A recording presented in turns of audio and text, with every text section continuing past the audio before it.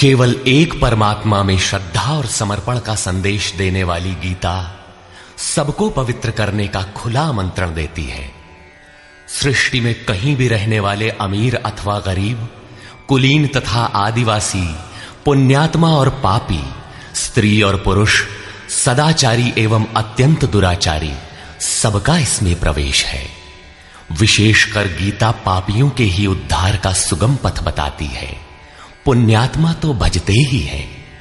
प्रस्तुत है उसी गीता की अद्वितीय व्याख्या, यथार्थ गीता का कैसेट प्रसारण।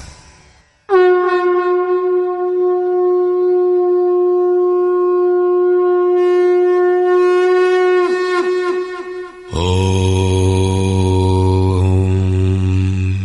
श्री परमात्मने नमः। यथार्थ गीता श्रीमद् भगवत गीता अथ द्वितीयो अध्यायः। प्रथम अध्याय गीता की प्रवेशिका है, जिसमें आरंभ में पथिक को प्रतीत होने वाली उलझनों का चित्रण है। लड़ने वाले संपूर्ण कौरव पांडव थे, किंतु संशय का पात्र मात्र अर्जुन है। अनुराग ही अर्जुन है। इष्ट के अनुरूप राग ही पथिक को क्षेत्र क्षेत्रज्ञ के संघर्ष के लिए प्रेरित करता है। अनुराग आरंभिक स्तर है। पूज्य महाराज जी कहते थे, सदगृहस्थ आश्रम में रहते हुए ग्लानि होने लगे, अश्रुपात होता हो, कंठ अवरुद्ध होता हो, तो समझना कि यहीं से भजन आरंभ हो गया। अनुराग में ये सब कुछ आ जाता है। उसमें धर्म, नियम, सत्संग, भाव सभी विद्यमान होंगे। अनुराग के प्रथम चरण में पारिवारिक मोह बाधक बनता है। पहले सभी चाहते हैं कि हम उस परम सत्य को प्राप्त कर लें, किंतु आगे बढ़ने पर वो देखता है कि इन मधुर संबंधों का उच्छेद करना होगा। तब हताश हो जाता है। वो पहले से जो कुछ धर्म कर्म मानकर करता था, उतने में ही संतोष करने लगता है। अपने मोह की पुष्टि के लिए वो प्रचलित रूढ़ियों का प्रमाण भी प्रस्तुत करता है, जैसा अर्जुन ने किया कि कुल धर्म सनातन है। युद्ध से सनातन धर्म का लोप होगा, कुल क्षय होगा, स्वैराचार फैलेगा। ये अर्जुन का उत्तर नहीं था, बल्कि सद्गुरु के सान्निध्य से पूर्व की अपनाई गई एक कुरीति मात्र थी। इन्हीं कुरीतियों में फंसकर मनुष्य पृथक पृथक धर्म, अनेक संप्रदाय, छोटे बड़े गुट और असंख्य जातियों की रचना कर लेता है। कोई नाक दबाता है, कोई कान फाड़ता है। किसी के छूने से धर्म नष्ट होता है, तो कहीं रोटी पानी से धर्म नष्ट होता है। तो क्या अछूत या छूने वालों का दोष है? कदापि नहीं। दोष हमारे भ्रमदाताओं का है। धर्म के नाम पर हम कुरीति के शिकार हैं, इसलिए दोष हमारा है। महात्मा बुद्ध के समय में केश कंबल एक संप्रदाय था, जिसमें केश को बढ़ाकर कंबल की तरह प्रयोग करने को पूर्णता का मानदंड माना जाता था। कोई गोव्रतिक गाय की भांति रहने वाला था, तो कोई कुक्कुरव्रतिक कुत्ते की तरह खाने पीने रहने वाला था। ब्रह्म विद्या का इनसे कोई संबंध नहीं है। संप्रदाय और कुरीतियां पहले भी थीं, आज भी हैं। ठीक इसी प्रकार कृष्ण काल में भी संप्रदाय थे, कुरीतियां थीं। उनमें से एकाध कुरीति का शिकार अर्जुन भी था। उसने 4 तर्क प्रस्तुत किए। 1, ऐसे युद्ध से सनातन धर्म नष्ट हो जाएगा। 2, वर्ण संकर पैदा होगा। 3, पिंडोदक क्रिया लोप होगी। और 4, हम लोग कुलक्षय द्वारा महान पाप करने को उद्यत हुए हैं। इस पर योगेश्वर श्री कृष्ण ने कहा, संजय उवाच।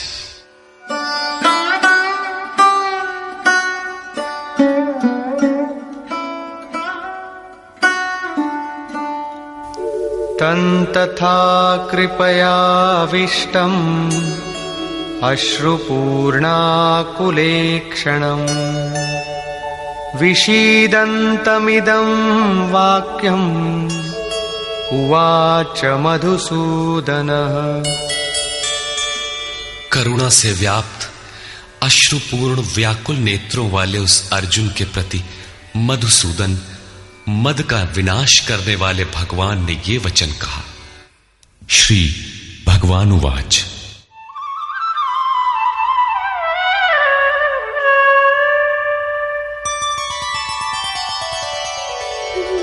कुतस्त्वाकश्मलमिदं विषमे समुपस्थितम् अनार्यजुष्टमस्वर्ग्यम् अकीर्तिकरमर्जुन। अर्जुन, इस विषम स्थल में तुझे ये अज्ञान कहां से हो गया? विषम स्थल अर्थात जिसकी समता का सृष्टि में कोई स्थल है ही नहीं, पारलौकिक है लक्ष्य जिसका, उस निर्विवाद स्थल पर तुझे अज्ञान कहां से हुआ? अज्ञान क्यों? अर्जुन तो सनातन धर्म की रक्षा के लिए कटिबद्ध है। क्या सनातन धर्म की रक्षा के लिए प्राणपण से तत्पर होना अज्ञान है? श्री कृष्ण कहते हैं, हां, ये अज्ञान है। न तो संभावित पुरुषों द्वारा इसका आचरण किया गया है, न स्वर्ग ही देने वाला है और न ये कीर्ति को ही करने वाला है। सन्मार्ग पर जो दृढ़तापूर्वक आरूढ़ है उसे आर्य कहते हैं। परिवार के लिए मरना मिटना यदि अज्ञान न होता तो महापुरुष उस पर अवश्य चले होते। यदि कुल धर्म ही सत्य होता तो स्वर्ग और कल्याण की निःश्रेणी अवश्य बनता। ये कीर्तिदायक भी नहीं है। मीरा भजन करने लगी तो लोग कहें मीरा भई बावरी, सास कहे कुल नाशी रे। जिस परिवार, कुल और मर्यादा के लिए मीरा की सास बिलख रही थी, आज उस कुलवंती सास को कोई नहीं जानता, मीरा को विश्व जानता है। ठीक इसी प्रकार परिवार के लिए जो परेशान हैं, उनकी भी कीर्ति कब तक रहेगी? जिसमें कीर्ति नहीं, कल्याण नहीं, श्रेष्ठ पुरुषों ने भूल कर भी जिसका आचरण नहीं किया, तो सिद्ध है कि वो अज्ञान है। अतः क्लैब्यमास्मगमः पार्थ नैतत्त्वय्युपपद्यते क्षुद्रं हृदय दौर्बल्यं त्यक्त्वोत्तिष्ठ परन्तप। अर्जुन, नपुंसकता को मत प्राप्त हो। क्या अर्जुन नपुंसक था?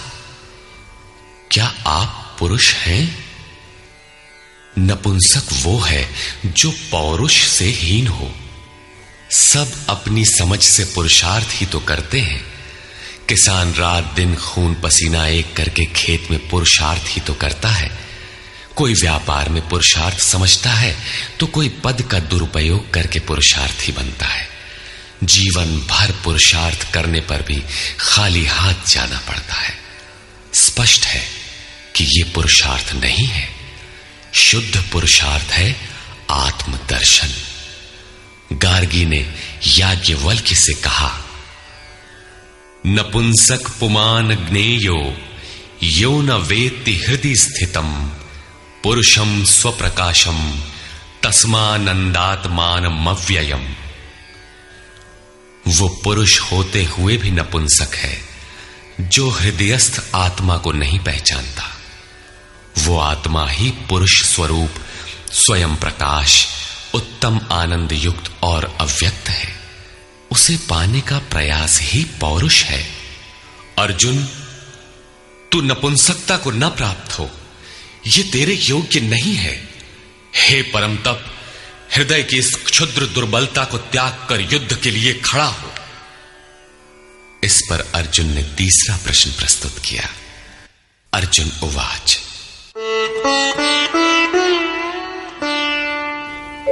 कथं भीष्ममहं संख्ये द्रोणं च मधुसूदन इषुभिः प्रतियोत्स्यामि पूजार्हा वरिसूदन। अहंकार का शमन करने वाले मधुसूदन, मैं रणभूमि में पितामह भीष्म और आचार्य द्रोण से किस प्रकार बाणों से युद्ध करूंगा, क्योंकि अरिसूदन वे दोनों ही पूजनीय हैं। द्वैत ही द्रोण है। प्रभु अलग हैं, हम अलग हैं। द्वैत का ये भान ही प्राप्ति की प्रेरणा का आरंभिक स्रोत है। यही द्रोणाचार्य का गुरुत्व है। भ्रम ही भीष्म है। जब तक भ्रम है तभी तक बच्चे, परिवार, रिश्तेदार सभी अपने लगते हैं। अपना लगने में भ्रम ही माध्यम है। आत्मा इन्हीं को पूज्य मानकर इनके साथ रहता है कि ये पिता हैं, दादा हैं, कुलगुरु हैं इत्यादि। साधन के पूर्ति काल में गुरु न चेला, पुरुष अकेला। न बंधुर न मित्रम गुरुर्नैव शिष्यः चिदानंद रूपः शिवोहम शिवोहम। जब चित्त उस परम आनंद में विलय हो जाता है तब न गुरु ज्ञान दाता और न शिष्य ग्रहण करता ही रह जाता है। यही परम की स्थिति है। गुरु का गुरुत्व प्राप्त कर लेने पर गुरुत्व एक जैसा हो जाता है। श्री कृष्ण कहते हैं, अर्जुन तू मुझ में निवास करेगा। जैसे श्री कृष्ण वैसा ही अर्जुन, और ठीक वैसा ही प्राप्ति वाला महापुरुष हो जाता है। ऐसी अवस्था में गुरु का भी विलय हो जाता है। गुरुत्व हृदय में प्रवाहित हो जाता है। अर्जुन गुरु पद की ढाल बनाकर इस संघर्ष में प्रवृत्त होने से कतराना चाहता है। वो कहता है,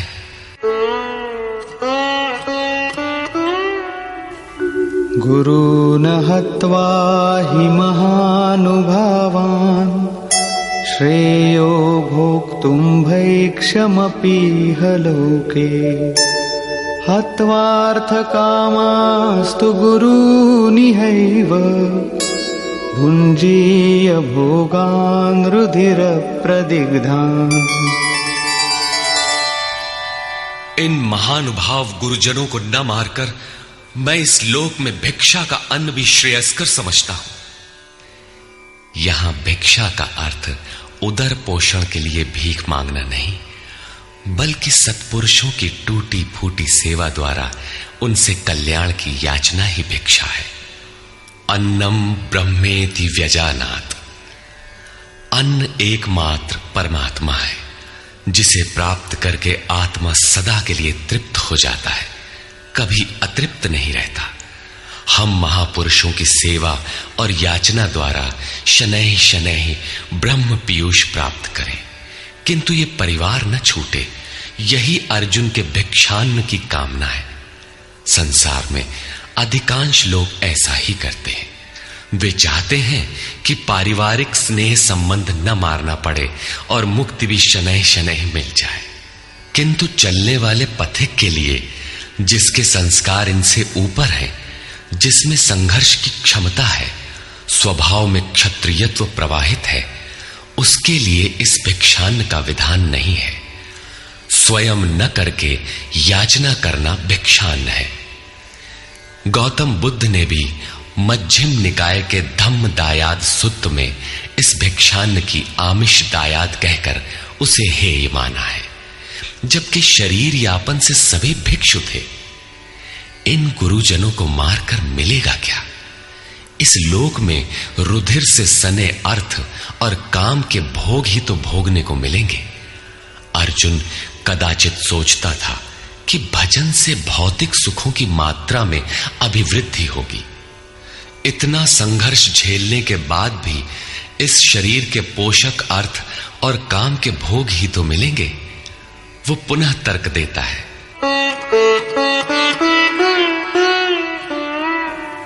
न चैतद्विद्मः कतरन्नो गरीयो यद्वा जयेम यदि वा नो जयेयुः यानेव हत्वा न जिजीविषामः तेव स्थिताः प्रमुखे धार्तराष्ट्राः। ये भी निश्चित नहीं है कि वो भोग मिलेगा ही। ये भी हम नहीं जानते कि हमारे लिए क्या करना श्रेयस्कर है, क्योंकि जो कुछ हमने कहा वो अज्ञान प्रमाणित हो गया। ये भी ज्ञात नहीं है कि हम जीतेंगे अथवा वे ही जीतेंगे। जिन्हें मारकर हम जीना भी नहीं चाहते, वे ही धृतराष्ट्र के पुत्र हमारे सामने खड़े हैं। अज्ञान रूपी धृतराष्ट्र से उत्पन्न मोह इत्यादि स्वजन समुदाय मिट ही जाएंगे, तब हम जीकर ही क्या करेंगे। अर्जुन पुनः सोचता है कि जो कुछ हमने कहा कदाचित ये भी अज्ञान हो, अतः प्रार्थना करता है। कार्पण्यदोषोपहतः स्वभावः पृच्छामि त्वां धर्मसम्मूढचेताः यच्छ्रेयस्यान्निश्चितं ब्रूहि तन्मे शिष्यस्तेऽहं शाधि मां त्वां प्रपन्नम्। कायरता के दोष से नष्ट स्वभाव वाला, धर्म के विषय में सर्वथा मोहित चित्त हुआ मैं आपसे पूछता हूं, जो कुछ निश्चित परम कल्याणकारी हो वो साधन मेरे लिए कहिए। यहां अर्जुन ने पूर्ण समर्पण कर दिया। अभी तक वो श्री कृष्ण को अपने स्तर का ही समझता था, अनेक विद्याओं में अपने को कुछ आगे ही मानता था। यहां उसने अपनी बागडोर श्री कृष्ण को वस्तुतः सौंप दी। सद्गुरु पूर्ति पर्यंत हृदय में रहकर साधक के साथ चलते हैं। यदि वे साथ न रहे तो साधक पार न हो।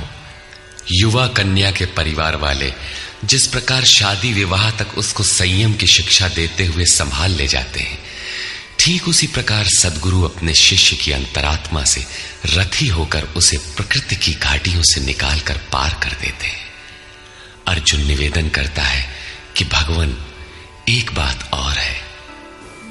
नहि प्रपश्यामि ममापनुद्यात् यच्छोकमुच्छोषणमिन्द्रियाणाम् अवाप्य भूमावसपत्नमृद्धम् राज्यं सुराणामपि चाधिपत्यम्।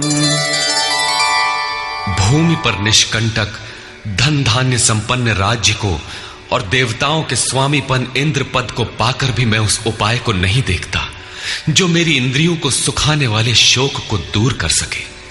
जब शोक बना ही है तो ये सब लेकर ही मैं क्या करूंगा। यदि इतना ही मिलना है तो क्षमा करें। अर्जुन ने सोचा, अब इसके आगे बतावेंगे भी क्या। संजय उवाच। एवमुक्त्वा ऋषिकेशं गुडाकेशः परन्तप न योत्स्यैति गोविन्दम् उक्त्वा तूष्णीं बभूवः। संजय बोला, हे राजन, मोह निशाजयी अर्जुन ने हृदय के सर्वज्ञ श्री कृष्ण से ये कहकर कि गोविंद मैं युद्ध नहीं करूंगा, चुप हो गया। अभी तक अर्जुन की दृष्टि पौराणिक है, जिसमें कर्म कांडों के साथ भोगों की उपलब्धि का विधान है, जिसमें स्वर्ग ही सब कुछ माना जाता है, जिस पर श्री कृष्ण प्रकाश डालेंगे कि ये विचारधारा भी गलत है। तमुवाच ऋषिकेशः प्रहसन्निव भारत सेनयोरुभयोर्मध्ये विषीदन्तमिदं वचः। उसके उपरांत हे भरतवंशी धृतराष्ट्र, अंतर्यामी योगेश्वर श्री कृष्ण ने दोनों सेनाओं के बीच में उस शोक युक्त अर्जुन को हंसते हुए से ये वचन कहा। श्री भगवानुवाच। अशोचानन्वशोचस्त्वं प्रज्ञावादांश्च भाषसे गतासु न गतासूश्च नानुशोचन्ति पंडिताः।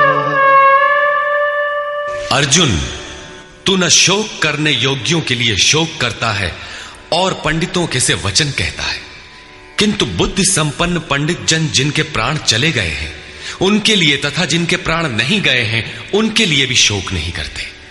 तू पंडितों जैसी बातें भर करता है, वस्तुतः ज्ञाता है नहीं, क्योंकि न त्वेवाहं जातु नासं न त्वन्नेमे जनाधिपाः न चैव न भविष्यामः सर्वे वयमतः परम्। न तो ऐसा ही है कि मैं अर्थात सद्गुरु किसी काल में नहीं था, अथवा तू अनुरागी अधिकारी अथवा जनाधिपाह राजा लोग अर्थात राजसी वृत्ति में पाए जाने वाला अहम नहीं था, और न ऐसा ही है कि आगे हम सब नहीं रहेंगे। सद्गुरु सदैव रहता है, अनुरागी सदैव रहते हैं।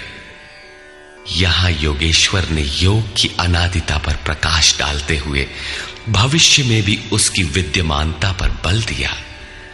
मरने वालों के लिए शोक न करने के लिए कारण बताते हुए उन्होंने कहा, देहिनोऽस्मिन् यथा देहे कौमारं यौवनं जरा तथा देहान्तरप्राप्तिः धीरस्तत्र न मुह्यति। जैसे जीवात्मा की इस देह में कुमार, युवा और वृद्ध अवस्था होती है, वैसे ही अन्य अन्य शरीर प्राप्ति। इसलिए धीर पुरुष मोहित नहीं होता है। कभी आप बालक थे, शनैः शनैः युवा हुए, तब आप मर तो नहीं गए, पुनः वृद्ध हुए। पुरुष एक ही है। उसी प्रकार लेश मात्र भी दरार नए देह की प्राप्ति पर नहीं पड़ती। कलेवर का यह परिवर्तन तब तक चलेगा जब तक परिवर्तन से परे वस्तु नहीं मिल जाती। मात्रा स्पर्शास्तु कौन्तेय शीतोष्ण सुख दुःखदाः आगमापायिनो नित्याः तां स्थितिक्षस्व भारत। हे कुंती पुत्र, सुख दुख, सर्दी और गर्मी को देने वाले इंद्रियों और विषयों के संयोग तो अनित्य हैं, क्षण भंगुर हैं। अतः भरतवंशी अर्जुन, तू इसका त्याग कर। अर्जुन इंद्रिय और विषय के संयोग जन्य सुख का स्मरण करके ही विकल था। कुल धर्म, कुल गुरुओं की पूज्यता इत्यादि इंद्रियों के लगाव के अंतर्गत है। ये क्षणिक हैं, झूठे हैं, नाशवान हैं। विषयों का संयोग न सदैव मिलेगा और न सदैव इंद्रियों में क्षमता ही रहेगी। अतः अर्जुन, तू इनका त्याग कर, सहन कर। क्यों? क्या हिमालय की लड़ाई थी जो अर्जुन सर्दी सहन करता? अथवा क्या ये रेगिस्तान की लड़ाई है जहां अर्जुन गर्मी सहन करे? कुरुक्षेत्र जैसा कि लोग बाहर बताते हैं समशीतोष्ण स्थली है। कुल 18 दिन तो लड़ाई हुई, इतने में कहां जाड़ा गर्मी बीत गई।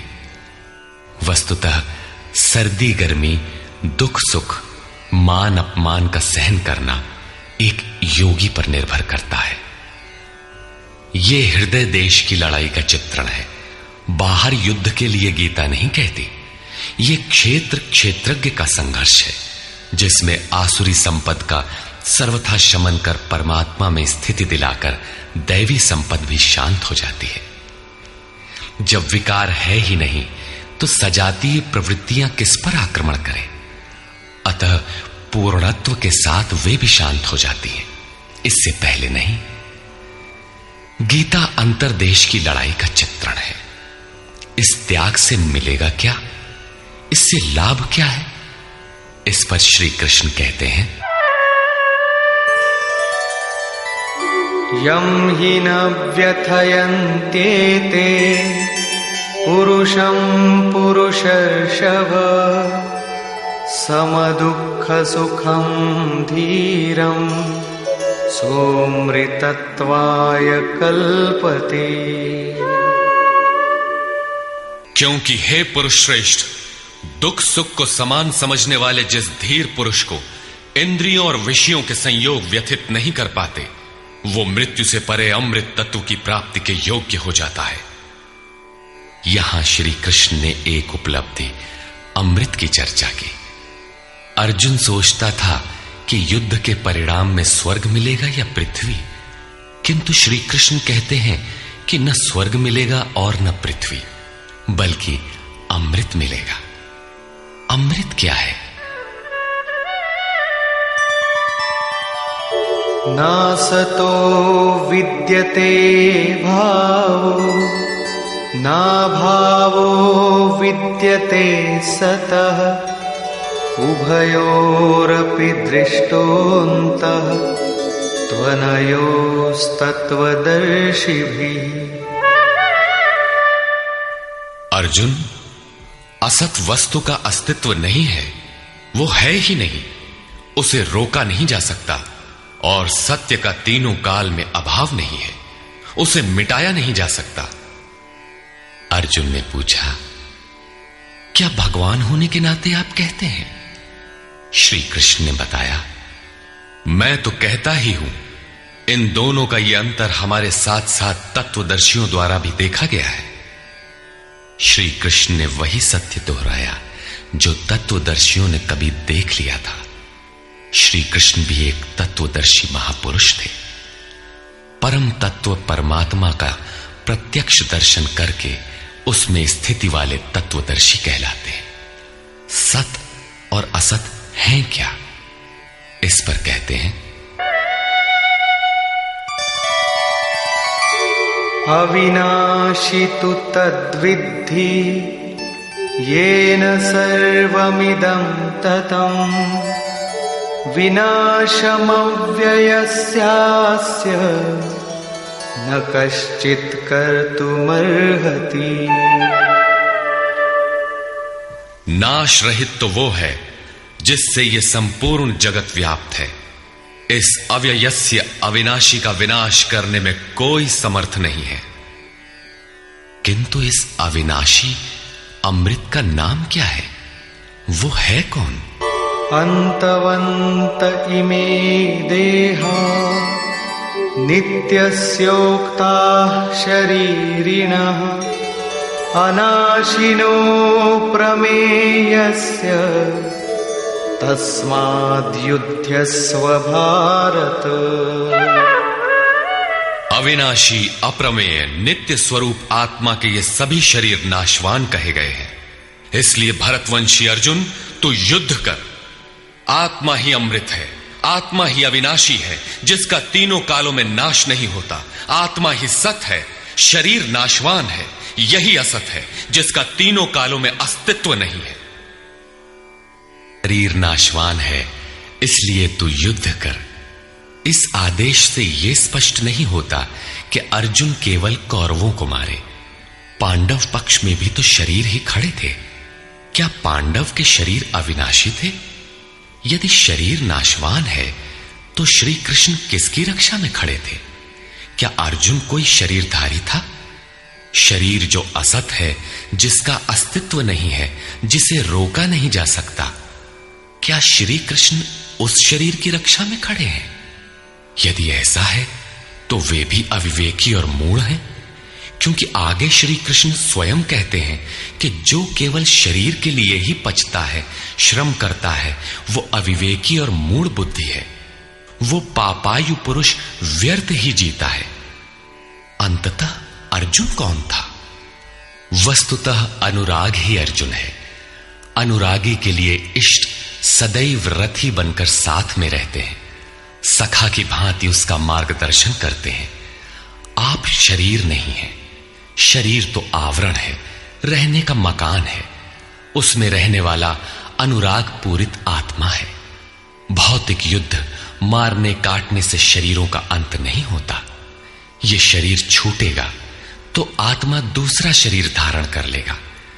इसी संदर्भ में श्री कृष्ण कह चुके हैं कि जिस प्रकार बाल्यकाल से युवा या वृद्धावस्था आती है, उसी प्रकार देहांतर की प्राप्ति होती है। शरीर काटेंगे तो जीवात्मा नया वस्त्र बदल लेगा। शरीर संस्कारों के आश्रित है और संस्कार मन पर आधारित है।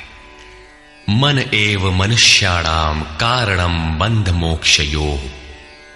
मन का सर्वथा निरोध होना, अचल स्थिर ठहरना और अंतिम संस्कार का विलय एक ही क्रिया है। संस्कारों की सतह का टूट जाना ही शरीरों का अंत है। इसे तोड़ने के लिए आपको आराधना करनी होगी, जिसे श्री कृष्ण ने कर्म या निष्काम कर्मयोग की संज्ञा दी है। कृष्ण ने स्थान स्थान पर अर्जुन को युद्ध की प्रेरणा दी, किंतु एक भी श्लोक ऐसा नहीं है जो भौतिक युद्ध या मारकाट का समर्थन करता हो। यह युद्ध सजातीय विजातीय प्रवृत्तियों का है, अंतर्देश में है।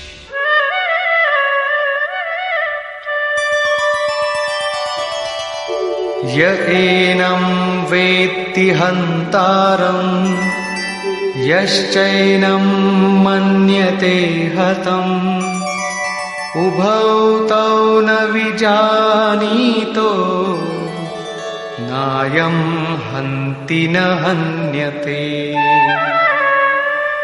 जो इस आत्मा को मारने वाला मानता है तथा जो इस आत्मा को मरा हुआ समझता है, वे दोनों ही आत्मा को नहीं जानते, क्योंकि ये आत्मा न तो मारता है और न मारा ही जाता है। पुनः इसी पर बल देते हैं। न जायते म्रियते वा कदाचिन् नायं भूत्वा भविता वा न भूयः अजो नित्यः शाश्वतोऽयं पुराणो न हन्यते हन्यमाने शरीरे। ये आत्मा किसी काल में न तो जन्मता है और न मरता है, क्योंकि ये वस्त्र ही तो बदलता है। न ये आत्मा होकर अन्य कुछ होने वाला है, क्योंकि यह अजन्मा है, नित्य है, शाश्वत और पुरातन है। शरीर के नाश होने पर भी उसका नाश नहीं होता। आत्मा ही सत्य है, आत्मा ही पुरातन है, आत्मा ही शाश्वत और सनातन है। आप कौन है? सनातन धर्म के अनुयायी। सनातन कौन है? आत्मा। आप आत्मा के अनुयायी हैं। आत्मा, परमात्मा और ब्रह्म एक दूसरे के पर्याय हैं। आप कौन है? शाश्वत धर्म के उपासक। शाश्वत कौन है? आत्मा। अर्थात हम आप आत्मा के उपासक हैं। यदि आप आत्मिक पथ को नहीं जानते तो आपके पास शाश्वत सनातन नाम की कोई वस्तु नहीं है। उसके लिए आप आहें भरते हैं तो प्रत्याशी अवश्य है, किंतु सनातन धर्मी नहीं है। सनातन धर्म के नाम पर किसी कुरीति के शिकार हैं। देश विदेश में मानव मात्र में आत्मा एक ही जैसा है। इसलिए विश्व में कहीं भी कोई आत्मा की स्थिति दिलाने वाली क्रिया जानता है और उस पर चलने के लिए प्रयत्नशील है तो वो सनातन धर्मी है, चाहे वो अपने को ईसाई, मुसलमान, यहूदी या कुछ भी क्यों न कह ले। वेदा विनाशिनं नित्यं य एनमजमव्ययम् कथं स पुरुषः पार्थ कं घातयति हन्तिकम्। पार्थिव शरीर को रथ बनाकर ब्रह्म रूपी लक्ष्य पर अचूक निशाना लगाने वाला पृथा पुत्र अर्जुन, जो पुरुष इस आत्मा को नाश रहित, नित्य, अजन्मा और अव्यक्त जानता है, वो पुरुष कैसे किसी को मरवाता है और कैसे किसी को मारता है। अविनाशी का विनाश असंभव है, अजन्मा जन्म नहीं लेता, अतः शरीर के लिए शोक नहीं करना चाहिए। इसी को उदाहरण से स्पष्ट करते हैं।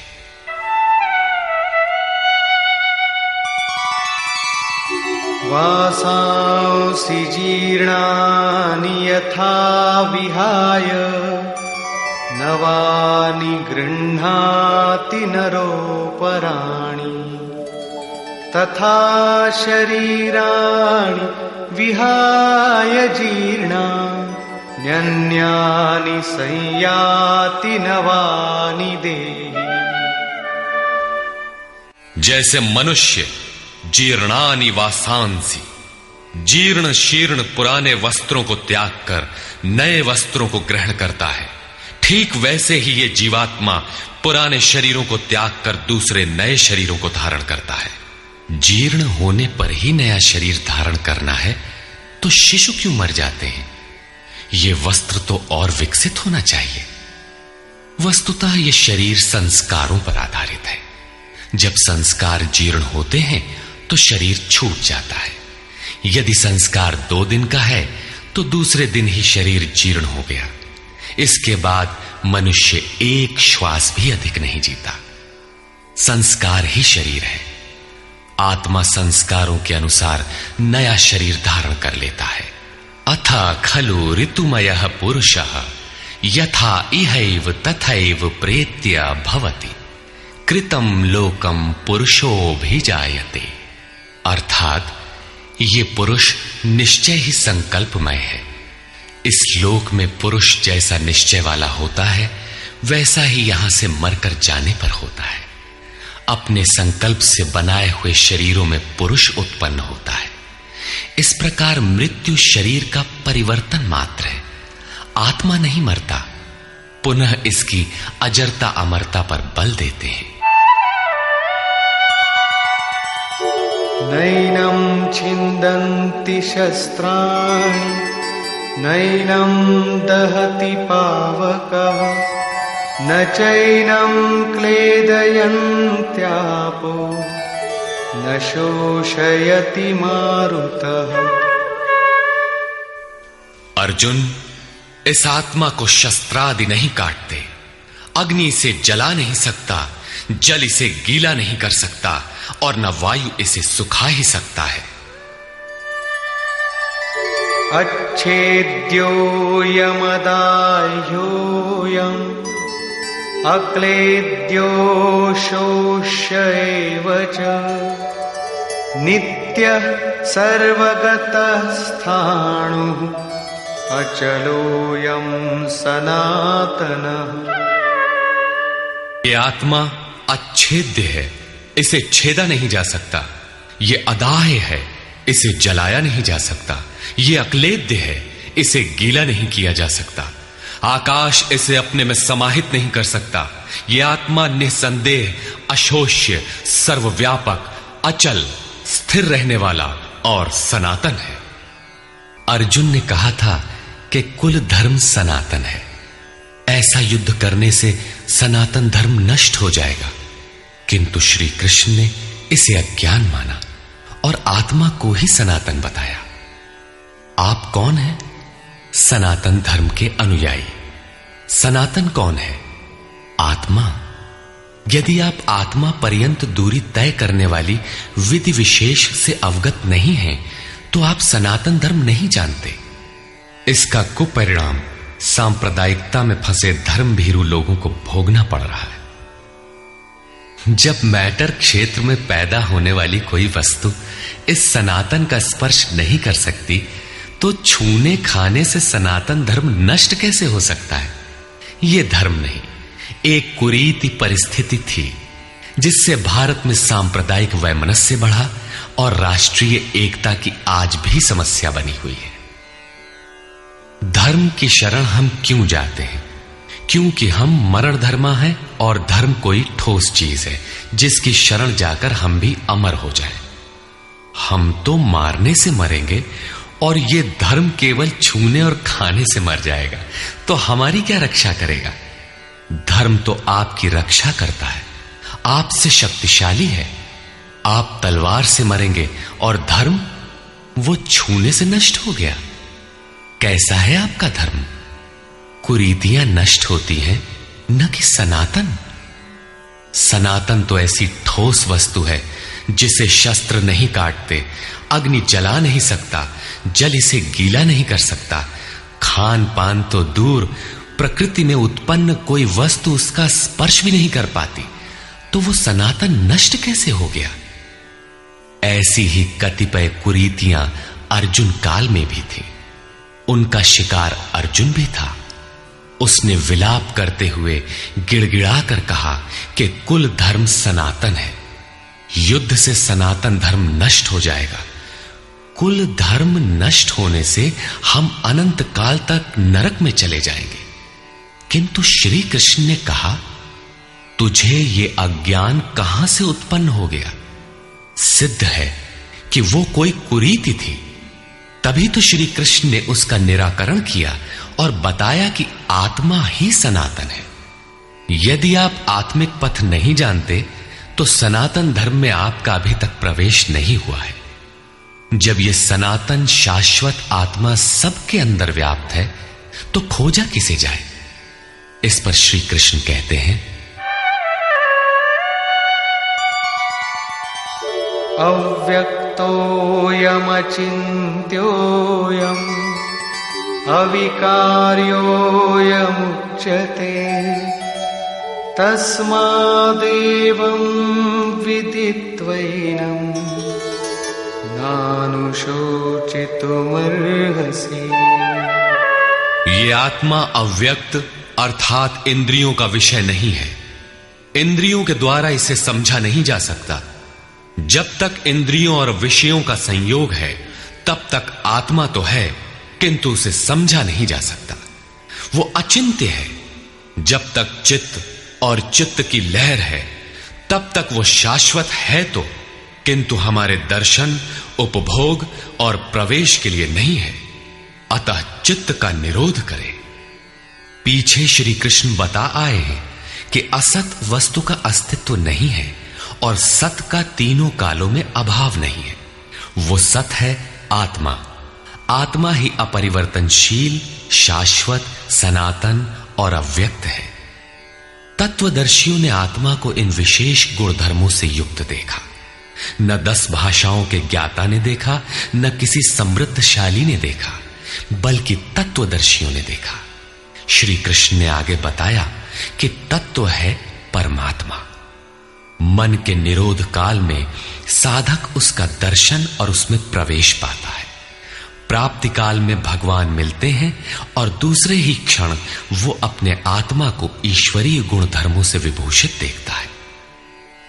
वो देखता है कि आत्मा ही सत्य, सनातन और परिपूर्ण है।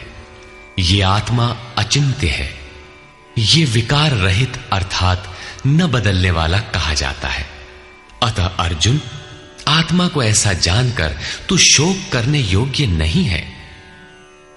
अब श्री कृष्ण अर्जुन के विचारों में विरोधाभास दिखाते हैं, जो सामान्य तर्क है।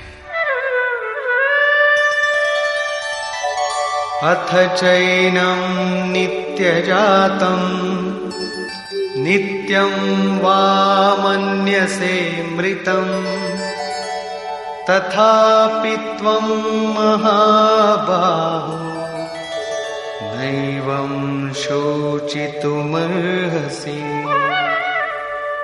यदि तू इसे सदैव जन्मने वाला और सदा मरने वाला माने तब भी तुझे शोक नहीं करना चाहिए, क्योंकि जातस्य हि ध्रुवो मृत्युः ध्रुवं जन्म मृतस्य च तस्मादपरिहार्येऽर्थे न त्वं शोचितुमर्हसि।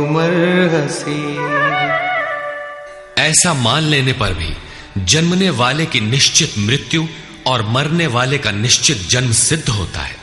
इसलिए भी तू बिना उपाय वाले इस विषय में शोक करने लायक नहीं है। जिसका कोई इलाज नहीं, उसके लिए शोक करना एक अन्य दुख को आमंत्रित करना है। अव्यक्त अव्यक्तादीनि भूतानि व्यक्तमध्यानि भारत अव्यक्तनिधनान्येव तत्र का परिदेवना। अर्जुन, संपूर्ण प्राणी जन्म से पहले बिना शरीर वाले और मरने के बाद भी बिना शरीर वाले, जन्म के पूर्व और पश्चात भी दिखाई नहीं पड़ते, केवल जन्म मृत्यु के बीच में ही शरीर धारण किए हुए दिखाई देते हैं। अतः इस परिवर्तन के लिए व्यर्थ की चिंता क्यों करते हो? इस आत्मा को देखता कौन है? इस पर कहते हैं, आश्चर्यवत् पश्यति कश्चिदेनम् आश्चर्यवद् वदति तथैव चान्यः आश्चर्यवच्चैनमन्यः शृणोति श्रुत्वाप्येनं वेद न चैव कश्चित्। पहले श्री कृष्ण ने कहा था कि इस आत्मा को तत्वदर्शियों ने देखा है। अब तत्व दर्शन की दुर्लभता पर प्रकाश डालते हैं कि कोई विरला महापुरुष ही इस आत्मा को आश्चर्य की तरह देखता है, सुनता नहीं प्रत्यक्ष देखता है। और वैसे ही दूसरा कोई महापुरुष ही आश्चर्य की तरह इसके तत्व को कहता है। जिसने देखा है वही यथार्थ कह सकता है। दूसरा कोई विरला साधक इसे आश्चर्य की भांति सुनता है। सब सुनते भी नहीं, क्योंकि ये अधिकारी के लिए ही है। हे अर्जुन, कोई कोई तो सुनकर भी इस आत्मा को नहीं जान पाते, क्योंकि साधन पार नहीं लगता। आप लाख ज्ञान की बातें सुने, समझें, बाल की खाल निकाल कर समझें, लालायित भी रहें, किंतु मोह बड़ा प्रबल है। थोड़ी देर बाद ही आप अपनी सांसारिक व्यवस्थाओं में लिप्त मिलेंगे। अंत में श्री कृष्ण निर्णय देते हैं, देहि नित्यमवध्योऽयम् देहे सर्वस्य भारत तस्मात् सर्वाणि भूतानि न त्वं शोचितुमर्हसि। अर्जुन, ये आत्मा सबके शरीर में सदैव अवध्य है, अकाट्य है। इसलिए संपूर्ण भूत प्राणियों के लिए तो शोक करने योग्य नहीं है। आत्मा ही सनातन है। इस तथ्य का प्रतिपादन करके, इसका प्रभुता सहित वर्णन करके यह प्रश्न यहीं पूरा हो जाता है। अब प्रश्न खड़ा होता है कि इसकी प्राप्ति कैसे हो। संपूर्ण गीता में इसके लिए दो ही मार्ग हैं। पहला निष्काम कर्म योग और दूसरा ज्ञान योग। दोनों मार्गों में किया जाने वाला कर्म एक ही है। उस कर्म की अनिवार्यता पर बल देते हुए योगेश्वर श्री कृष्ण ज्ञान योग के विषय में कहते हैं, स्वधर्ममपि चावेक्ष न विकम्पितुमर्हसि धर्म्याद्धियुद्धा श्रेयोऽन्यत् क्षत्रियस्य न विद्यते। अर्जुन, स्वधर्म देखकर भी तू भय करने योग्य नहीं है, क्योंकि धर्म संयुक्त युद्ध से बढ़कर अन्य कोई परम कल्याणकारी मार्ग क्षत्रिय के लिए नहीं है।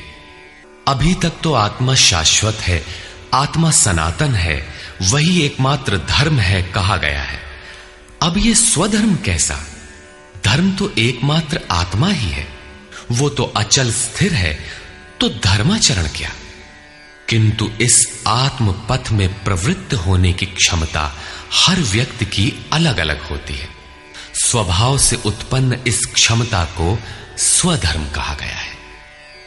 इसी एक सनातन आत्मिक पथ पर चलने वाले साधकों को महापुरुष ने स्वभाव से उनकी क्षमता के अनुसार 4 श्रेणियों में बांटा: शूद्र, वैश्य, क्षत्रिय और ब्राह्मण। साधना की प्रारंभिक अवस्था में प्रत्येक साधक शूद्र अर्थात अल्पज्ञ होता है। घंटों भजन में बैठने पर वो 10 मिनट भी अपने पक्ष में नहीं पाता। वो प्रकृति के माया जाल को काट नहीं पाता। इस अवस्था में महापुरुष की सेवा से उसके स्वभाव में सद्गुण आते हैं। वो वैश्य श्रेणी का साधक बन जाता है। आत्मिक संपत्ति ही स्थिर संपत्ति है।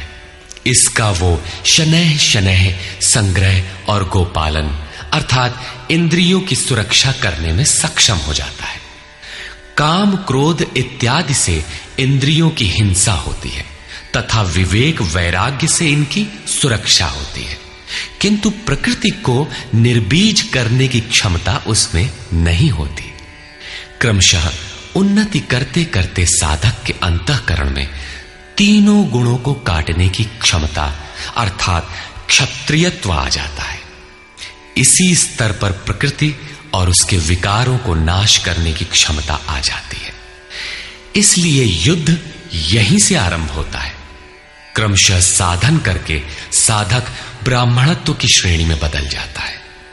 इस समय मन का शमन, इंद्रियों का दमन, धारावाही चिंतन, सरलता, अनुभव, ज्ञान इत्यादि लक्षण साधक में स्वाभाविक प्रवाहित होते हैं।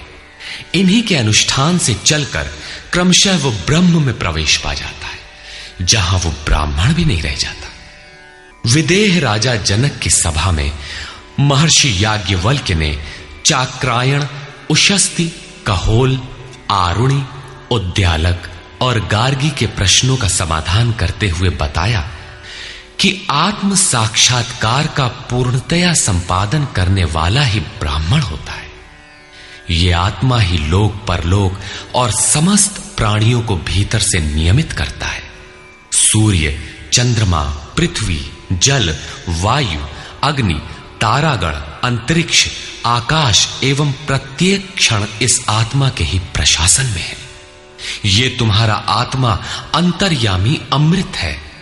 आत्मा अक्षर है, इससे भिन्न सब नाशवान है। जो कोई इसी लोक में इस अक्षर को न जानकर हवन करता है, तप करता है, हजारों वर्षों तक यज्ञ करता है, उसका ये सब कर्म नाशवान है। जो कोई भी इस अक्षर को जाने बिना इस लोक से मरकर जाता है, वो दयनीय है, कृपण है, और जो इस अक्षर को जानकर इस लोक से मरकर जाता है, वो ब्राह्मण है। अर्जुन क्षत्रिय श्रेणी का साधक है। श्री कृष्ण कहते हैं कि क्षत्रिय श्रेणी के साधक के लिए युद्ध के अतिरिक्त कोई कल्याणकारक रास्ता है ही नहीं। प्रश्न उठता है कि क्षत्रिय है क्या? प्रायः लोग इसका आशय समाज में जन्मना उत्पन्न ब्राह्मण, क्षत्रिय, वैश्य, शूद्र जातियों से लेते हैं। इन्हें ही 4 वर्ण मान लिया जाता है, किंतु नहीं। शास्त्रकार ने स्वयं बताया है कि क्षत्रिय क्या है, वर्ण क्या है। यहां उन्होंने केवल क्षत्रिय का नाम लिया और आगे 18वें अध्याय तक इस प्रश्न का समाधान प्रस्तुत किया कि वस्तुतः ये वर्ण हैं क्या और कैसे इनमें परिवर्तन होता है। श्री कृष्ण ने कहा, चातुर्वर्ण्यम मया सृष्टम। 4 वर्णों की सृष्टि मैंने की, तो क्या मनुष्यों को बांटा? श्री कृष्ण कहते हैं कि नहीं, गुण कर्म विभागशः, गुणों के माध्यम से कर्म को 4 भागों में बांटा। यह देखना है कि वो कर्म क्या है जिसे बांटा गया। गुण परिवर्तनशील है। साधना की उचित प्रक्रिया द्वारा तामसी से राजसी और राजसी से सात्विक गुणों में प्रवेश मिलता जाता है। अंततः ब्राह्मण स्वभाव बन जाता है। उस समय ब्रह्म में प्रवेश दिला देने वाली सारी योग्यताएं उस साधक में रहती हैं। वर्ण संबंधी प्रश्न यहां से आरंभ होकर 18वें अध्याय में जाकर पूर्ण होता है। श्री कृष्ण की मान्यता है, श्रेयान् स्वधर्मो विगुणः परधर्मात् स्वनुष्ठितात्।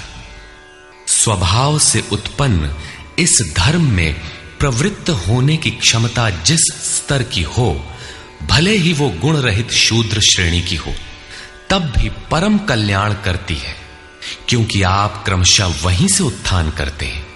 उससे ऊपर वालों की नकल करके साधक नष्ट हो जाता है। अर्जुन क्षत्रिय श्रेणी का साधक था, इसलिए श्री कृष्ण कहते हैं कि अर्जुन, अपने स्वभाव से उत्पन्न योग्यता को देखकर, इस युद्ध में प्रवृत्त होने की अपनी क्षमता को देखकर भी तू भय करने योग्य नहीं है। इससे बढ़कर दूसरा कोई कल्याणकारी कार्य क्षत्रिय के लिए नहीं।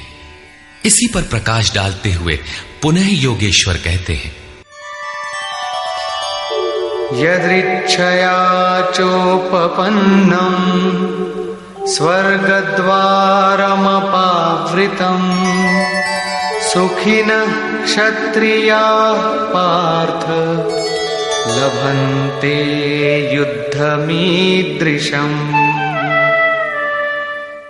पार्थिव शरीर को ही रथ बनाकर अचूक लक्ष्य वेदी अर्जुन, स्वतः प्राप्त स्वर्ग के खुले हुए द्वार रूपी इस युद्ध को भाग्यवान क्षत्रिय ही प्राप्त करते हैं। क्षत्रिय श्रेणी के साधक में तीनों गुणों को काट देने की क्षमता रहती है। उसके लिए स्वर्ग का द्वार खुला है, क्योंकि उसमें दैवी संपद पूर्णता अर्जित रहती है। स्वर में विचरने की उसमें क्षमता रहती है। यही खुला हुआ स्वर्ग का द्वार है। क्षेत्र क्षेत्रज्ञ के इस युद्ध को भाग्यवान क्षत्रिय ही पाते हैं, क्योंकि उनमें ही संघर्ष की क्षमता है।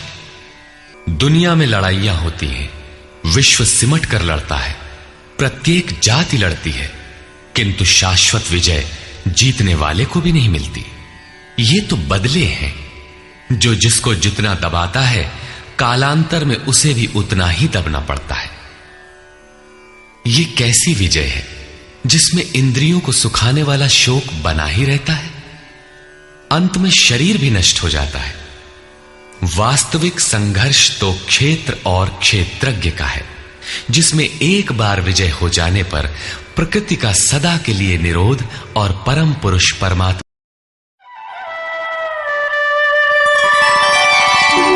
अथ चेत्त्वमिमं धर्म्यं संग्रामं न करिष्यसि ततः स्वधर्मं कीर्तिं च हित्वा पापमवाप्स्यसि। और यदि तू इस धर्मयुक्त संग्राम अर्थात शाश्वत सनातन परम धर्म परमात्मा में प्रवेश दिलाने वाला धर्म युद्ध नहीं करेगा, तो स्वधर्म अर्थात स्वभाव से उत्पन्न संघर्ष करने की क्षमता, क्रिया में प्रवृत्त होने की क्षमता को खोकर पाप अर्थात आवागमन और अपकीर्ति को प्राप्त होगा। अपकीर्ति पर प्रकाश डालते हैं। अकीर्तिं चापि भूतानि कथयिष्यन्ति ते व्ययाम् संभावितस्य चाकीर्तिः मरणादतिरिच्यते। सब लोग बहुत काल तक तेरी अपकीर्ति का कथन करेंगे। आज भी पदच्युत होने वाले महात्माओं में विश्वामित्र, पाराशर, निमि, श्रृंगी इत्यादि की गणना होती है। बहुत से साधक अपने धर्म पर विचार करते हैं, सोचते हैं कि लोग हमें क्या कहेंगे। ऐसा भाव भी साधना में सहायक होता है। इससे साधना में लगे रहने की प्रेरणा मिलती है। कुछ दूरी तक यह भाव भी साथ देता है। माननीय पुरुषों के लिए अपकीर्ति मरण से भी बढ़कर होती है। भयाद्रणादुपरतम् मौस्यन्ते त्वां महारथाः येषां च त्वं बहुमतो भूत्वा यास्यसि लाघवम्। जिन महारथियों की निगाह में तू बहुत माननीय होकर अब तुच्छता को प्राप्त होगा, वे महारथी लोग तुझे भय के कारण युद्ध से उपराम हुआ मानेंगे। महारथी कौन? इस पथ पर महान परिश्रम से आगे बढ़ने वाले साधक महारथी हैं। इसी प्रकार इतने ही परिश्रम से अविद्या की ओर खींचने वाले काम, क्रोध, लोभ, मोहादि भी महारथी हैं। जो तुझे बहुत सम्मान देते थे कि साधक प्रशंसनीय है, तुम उनकी निगाह से गिर जाओगे। इतना ही नहीं बल्कि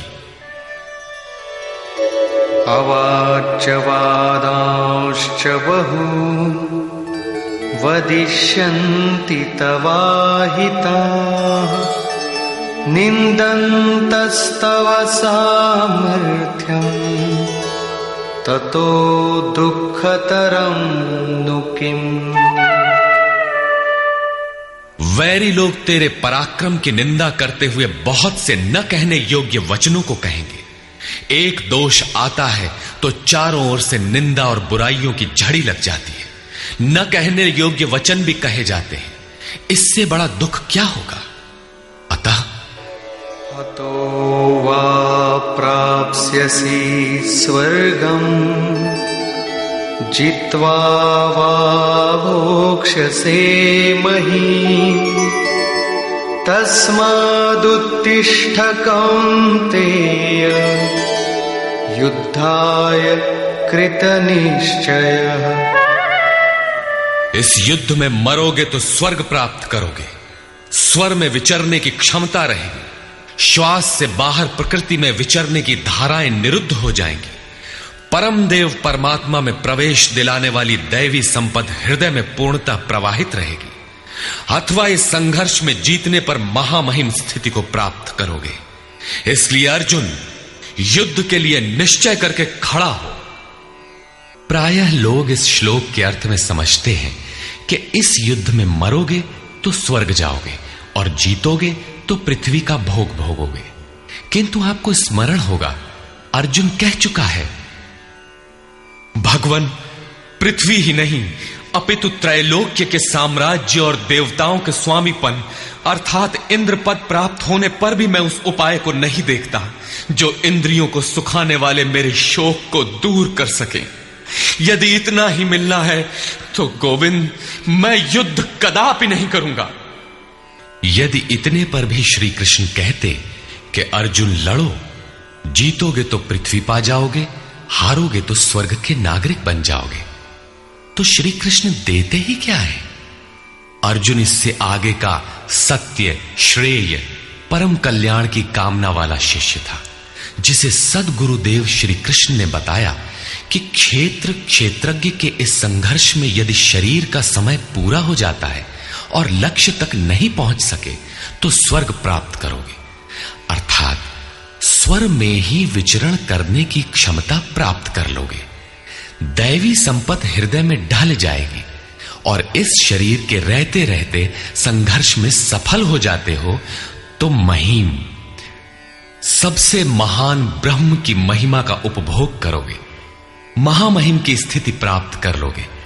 जीतोगे तो सर्वस्व क्योंकि महामहिमत्व को पाओगे और हारोगे तो देवत्व। दोनों हाथों में लड्डू रहेंगे। लाभ में भी लाभ और हानि में भी लाभ ही है। पुनः इसी पर बल देते हैं। सुख दुखे समे कृत्वा लाभालाभो जया जया ततो युद्धाय युज्यस्व नैवं पापमवाप्स्यसि। इस प्रकार सुख दुख, लाभ हानि, जय पराजय को समान समझकर तू युद्ध के लिए तैयार हो। युद्ध करने से तू पाप को प्राप्त नहीं होगा। अर्थात सुख में सर्वस्व और दुख में भी देवत्व है। लाभ में महीम की स्थिति अर्थात सर्वस्व और हानि में भी देवत्व है। जय में महामहिम स्थिति और पराजय में भी दैवी संपत्ति पर अधिकार है। इस प्रकार अपने लाभ हानि को भली प्रकार स्वयं समझकर तू युद्ध के लिए तैयार हो। लड़ने में ही दोनों वस्तुएं हैं। लड़ोगे तो पाप अर्थात आवागमन को प्राप्त नहीं होगे। अतः तू युद्ध के लिए तैयार हो। एषा ते विहिता सांख्ये बुद्धिर्योगे त्विमां शृणु बुद्ध्या युक्तो यया पार्थ कर्मबन्धं प्रहास्यसि। पार्थ, ये बुद्धि तेरे लिए ज्ञान योग के विषय में कही गई है। कौन सी बुद्धि? यही कि युद्ध कर। ज्ञान योग में इतना ही है कि अपनी हस्ती को देखकर लाभ हानि का भली प्रकार विचार करके कि जीतेंगे तो महामहिम स्थिति और हारेंगे तो देवत्व, जय में सर्वस्व और पराजय में भी देवत्व, दोनों तरह लाभ है। युद्ध नहीं करेंगे तो सभी हमें बुरा कहेंगे, भय से उपराम हुआ मानेंगे, अपकीर्ति होगी। इस प्रकार अपने अस्तित्व को सामने रखकर स्वयं विचार कर युद्ध में अग्रसर होना ही ज्ञान योग है। प्रायः लोगों में भ्रांति है कि ज्ञान मार्ग में कर्म युद्ध नहीं करना पड़ता। वे कहते हैं कि ज्ञान मार्ग में कर्म नहीं है, मैं तो शुद्ध हूं, बुद्ध हूं, चैतन्य हूं, अहम ब्रह्मास्मि। गुण ही गुण में बरतते हैं, ऐसा मानकर हाथ पर हाथ रखकर बैठ जाते हैं। योगेश्वर श्री कृष्ण के अनुसार यह ज्ञान योग नहीं है। ज्ञान योग में भी वही कर्म करना है जो निष्काम कर्म योग में किया जाता है। दोनों में केवल बुद्धि का, दृष्टिकोण का अंतर है। ज्ञान मार्गी अपनी स्थिति समझकर अपने पर निर्भर होकर कर्म करता है, जबकि निष्काम कर्मयोगी इष्ट के आश्रित होकर कर्म करता है।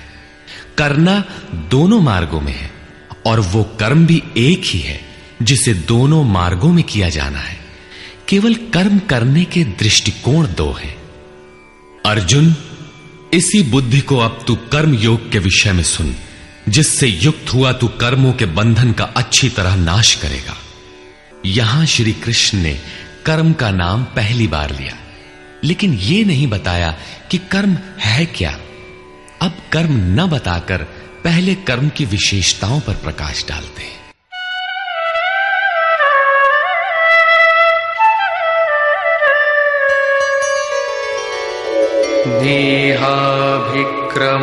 नेहाभिक्रमनाशोऽस्ति प्रत्यवायो न विद्यते स्वल्पमप्यस्य धर्मस्य त्रायते महतो भयात्।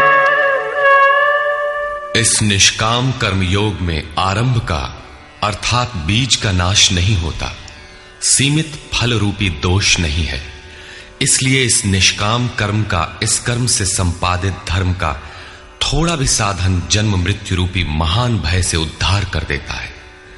आप इस कर्म को समझें और उस पर 2 कदम चल भर दें, जो सदगृहस्थ आश्रम में रहकर ही चला जा सकता है। साधक तो चलते ही हैं। बीज भर डाल दें तो अर्जुन, बीज का नाश नहीं होता। प्रकृति में कोई क्षमता नहीं, ऐसा कोई अस्त्र नहीं कि उस सत्य को मिटा दे। प्रकृति केवल आवरण डाल सकती है, कुछ देर कर सकती है, किंतु साधन के आरंभ को मिटा नहीं सकती। आगे श्री कृष्ण ने बताया कि सभी पापियों से भी बड़ा पापी ही क्यों न हो, ज्ञान रूपी नौका द्वारा निसंदेह पार हो जाएगा। ठीक उसी बात को यहां कहते हैं कि अर्जुन, निष्काम कर्म योग का बीजारोपण भर कर दें तो उस बीज का कभी नाश नहीं होता। विपरीत फल रूपी दोष भी इसमें नहीं होता कि आपको स्वर्ग, रिद्धियों या सिद्धियों तक पहुंचाकर छोड़ दे। आप ये साधन भले छोड़ दें, किंतु यह साधन आपका उद्धार करके ही छोड़ेगा। इस निष्काम कर्मयोग का थोड़ा सा भी साधन जन्म मृत्यु के महान भय से उद्धार कर देता है। अनेक जन्म संसिद्धस्ततो याति पराम गतिम। कर्म का यह बीजारोपण अनेक जन्म के पश्चात वहीं खड़ा कर देगा जहां परम धाम है, परम गति है। इसी क्रम में आगे कहते हैं, व्यवसायात्मिका बुद्धि एकेह कुरु नंदन बहुशाखा ह्यनन्ताश्च बुद्धयो व्यवसायिनाम्। अर्जुन, इस निष्काम कर्म योग में क्रियात्मक बुद्धि एक ही है, क्रिया एक है और परिणाम एक ही है। आत्मिक संपत्ति ही स्थिर संपत्ति है। इस संपत्ति को प्रकृति के द्वंद्व में शनैः शनैः अर्जित करना व्यवसाय है। ये व्यवसाय अथवा निश्चयात्मक क्रिया भी एक ही है। तब तो जो लोग बहुत सी क्रियाएं बताते हैं, क्या वे भजन नहीं करते? श्री कृष्ण कहते हैं, हां, वे भजन नहीं करते। उन पुरुषों की बुद्धि अनंत शाखाओं वाली होती है, इसलिए अनंत क्रियाओं का विस्तार कर लेते हैं।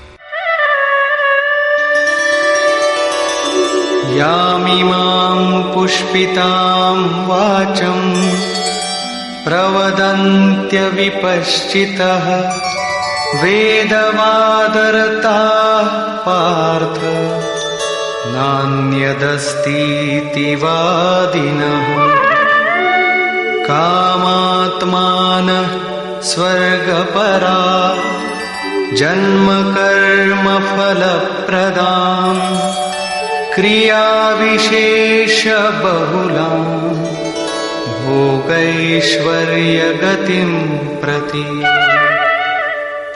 पार्थ, वे कामात्मानः, कामनाओं से युक्त, वेदवादरताः, वेद के वाक्यों में अनुरक्त, स्वर्गपराः, स्वर्ग को ही परम लक्ष्य मानते हैं कि इसके आगे कुछ है ही नहीं।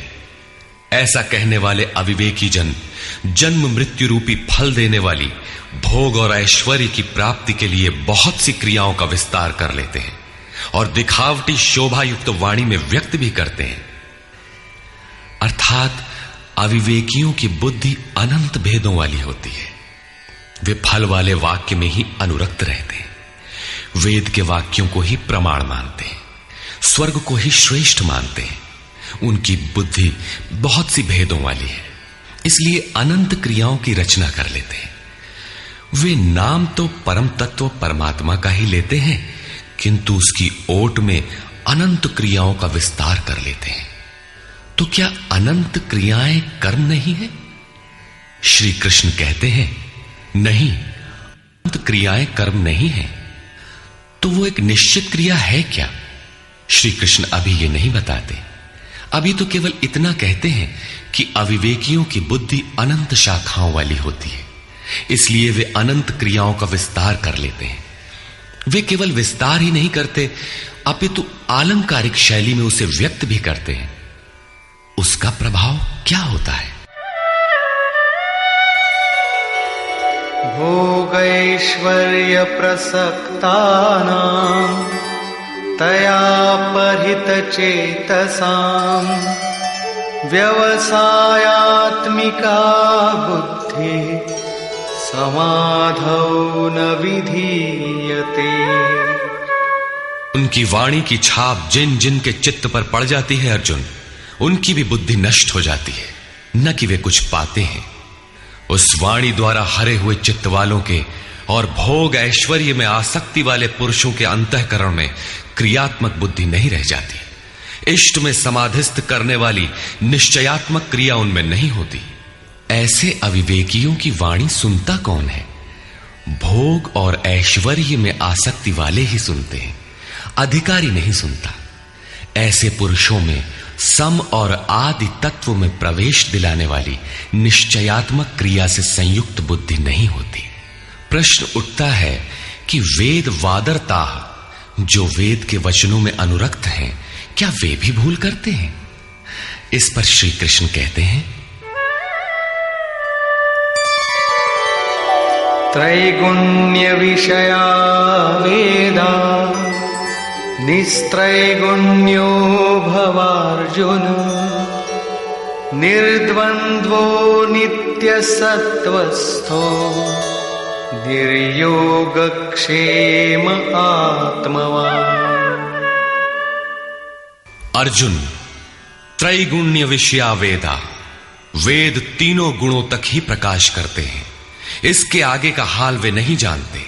इसलिए निस्त्रय गुण्यो भव अर्जुन, अर्जुन तू तीनों गुणों से ऊपर उठ, अर्थात वेदों के कार्य क्षेत्र से आगे बढ़। कैसे बढ़ा जाए? इस पर श्री कृष्ण कहते हैं, निर्द्वंद्व, सुख दुख के द्वंद्वों से रहित, नित्य सत्य वस्तु में स्थित और योग क्षेम को न चाहता हुआ आत्मपरायण हो। इस प्रकार ऊपर उठ। प्रश्न उठता है कि हम ही उठें या कोई वेदों से ऊपर उठा भी है? श्री कृष्ण बताते हैं कि आगे जो भी उठता है ब्रह्म को जानता है, और जो ब्रह्म को जानता है वो विप्र है। यावानर्थ उदपाने सर्वतः संप्लुतोदके तावान् सर्वेषु वेदेषु ब्राह्मणस्य विजानतः। सब ओर से परिपूर्ण जलाशय को प्राप्त होने पर मनुष्य का छोटे जलाशय से जितना प्रयोजन रहता है, अच्छी प्रकार ब्रह्म को जानने वाले ब्राह्मण का वेदों से उतना ही प्रयोजन रहता है। तात्पर्य यह है कि जो वेदों से ऊपर उठता है वो ब्रह्म को जानता है, वही ब्राह्मण है। अर्थात तू वेदों से ऊपर उठ, ब्राह्मण बन। अर्जुन क्षत्रिय था। श्री कृष्ण कहते हैं कि ब्राह्मण बन। ब्राह्मण, क्षत्रिय इत्यादि वर्ण स्वभाव की क्षमताओं के नाम है। ये कर्म प्रधान है, न कि जन्म से निर्धारित होने वाली कोई रूढ़ी। जिसे गंगा की धारा प्राप्त है उसे क्षुद्र जलाशय से क्या प्रयोजन? कोई उसमें शौच लेता है तो कोई पशुओं को नहला देता है, इसके आगे कोई उपयोग नहीं है। इसी प्रकार ब्रह्म को साक्षात जानने वाले उस विप्र महापुरुष का, उस ब्राह्मण का वेदों से उतना ही प्रयोजन रह जाता है। प्रयोजन रहता अवश्य है, वेद रहते हैं क्योंकि पीछे वालों के लिए उनका उपयोग है। वहीं से चर्चा आरंभ होगी। इसके उपरांत योगेश्वर श्री कृष्ण कर्म करते समय की जाने वाली सावधानियों का प्रतिपादन करते हैं। कर्मण्येवाधिकारस्ते मा फलेषु कदाचन मा कर्मफलहेतुर्भुर्मा ते संगोस्त्वकर्मणि। कर्म करने में ही तेरा अधिकार हो, फल में कभी नहीं। ऐसा समझ के फल है ही नहीं। फल की वासना वाला भी मत हो और कर्म करने में तेरी अश्रद्धा भी ना हो। अब तक योगेश्वर श्री कृष्ण ने 39वें श्लोक में पहली बार कर्म का नाम लिया, किंतु यह नहीं बताया कि वो कर्म है क्या और उसे करे कैसे। उस कर्म की विशेषताओं पर प्रकाश डाला कि अर्जुन, इस कर्म द्वारा तू कर्मों के बंधन से अच्छी प्रकार छूट जाएगा। अर्जुन, इसमें आरंभ का अर्थात बीज का नाश नहीं है। आरंभ कर दे तो प्रकृति के पास कोई उपाय नहीं कि उसे नष्ट कर दे। अर्जुन, इसमें सीमित फल रूपी दोष भी नहीं है कि स्वर्ग रिद्धियों सिद्धियों में फंसाकर खड़ा कर दे। अर्जुन, इस कर्म का थोड़ा भी साधन जन्म मरण के भय से उद्धार कराने वाला होता है। किंतु अभी तक उन्होंने ये नहीं बताया कि वो कर्म है क्या, किया कैसे जाए। इसी अध्याय के 41वें श्लोक में उन्होंने बताया, अर्जुन, इसमें निश्चयात्मक बुद्धि एक ही है, क्रिया एक ही है। तो क्या बहुत सी क्रिया वाले भजन नहीं करते? श्री कृष्ण कहते हैं, वे कर्म नहीं करते। इसका कारण बताते हुए कहते हैं कि अविवेकियों की बुद्धि अनंत शाखा वाली होती है, इसलिए वे अनंत क्रियाओं का विस्तार कर लेते हैं। वे दिखावटी शोभा युक्त वाणी में इन क्रियाओं को व्यक्त भी करते हैं। उनकी वाणी की छाप जिनके चित्त पर पड़ जाती है, उनकी भी बुद्धि नष्ट हो जाती है। अतः निश्चयात्मक क्रिया एक ही है। लेकिन यह नहीं बताया कि वो क्रिया कौन सी है। 47वें श्लोक में उन्होंने कहा, अर्जुन, कर्म करने में ही तेरा अधिकार है, फल में कभी नहीं। फल की वासना वाला भी मत हो और कर्म करने में तेरी अश्रद्धा ना हो। अर्थात निरंतर करने के लिए उसी में लीन होकर करें। किंतु यह नहीं बताया कि वो कर्म है क्या। प्रायः इस श्लोक का उद्धरण देकर लोग कहते हैं कि कुछ भी करो, केवल फल की कामना मत करो, हो गया निष्काम कर्म योग। किंतु अभी तक श्री कृष्ण ने बताया ही नहीं कि कर्म है कौन सा जिसे करें। यहां पर केवल कर्म की विशेषताओं पर प्रकाश डाला कि कर्म देता क्या है और कर्म को करते समय बरती जाने वाली सावधानियां क्या हैं, उन पर प्रकाश डाला। प्रश्न ज्यों का त्यों बना हुआ है, जिसे योगेश्वर आगे अध्याय 3-4 में स्पष्ट करेंगे। पुनः इसी पर बल देते हैं। योगस्थः कुरु कर्माणि संगं त्यक्त्वा धनंजय सिद्ध्य सिद्ध्योः समो भूत्वा समत्वं योग उच्यते। धनंजय, आसक्ति और संग दोष को त्याग कर सिद्धि और असिद्धि में समान भाव रखकर योग में स्थित होकर कर्म कर। कौन सा कर्म? निष्काम कर्म कर। समत्वम योग उच्यते। ये समत्व भाव ही योग कहलाता है। विषमता जिसमें ना हो ऐसा भाव समत्व कहलाता है। रिद्धियां सिद्धियां विषम बनाती है, आसक्ति हमें विषम बनाती है, फल की इच्छा विषमता पैदा करती है। इसीलिए फल की वासना न हो फिर भी कर्म करने में अश्रद्धा ना हो। देखी सुनी सभी वस्तुओं में आसक्ति का त्याग करके प्राप्ति और अप्राप्ति के विषय में न सोचकर केवल योग में स्थित रहते हुए कर्म कर। योग से चित्त चलायमान ना हो। योग एक पराकाष्ठा की स्थिति है और एक प्रारंभ की स्थिति भी होती है। प्रारंभ में भी हमारी दृष्टि लक्ष्य पर ही रहनी चाहिए। अतः योग पर दृष्टि रखते हुए कर्म का आचरण करना चाहिए। समत्व भाव अर्थात सिद्धि और असिद्धि में समभाव ही योग कहलाता है।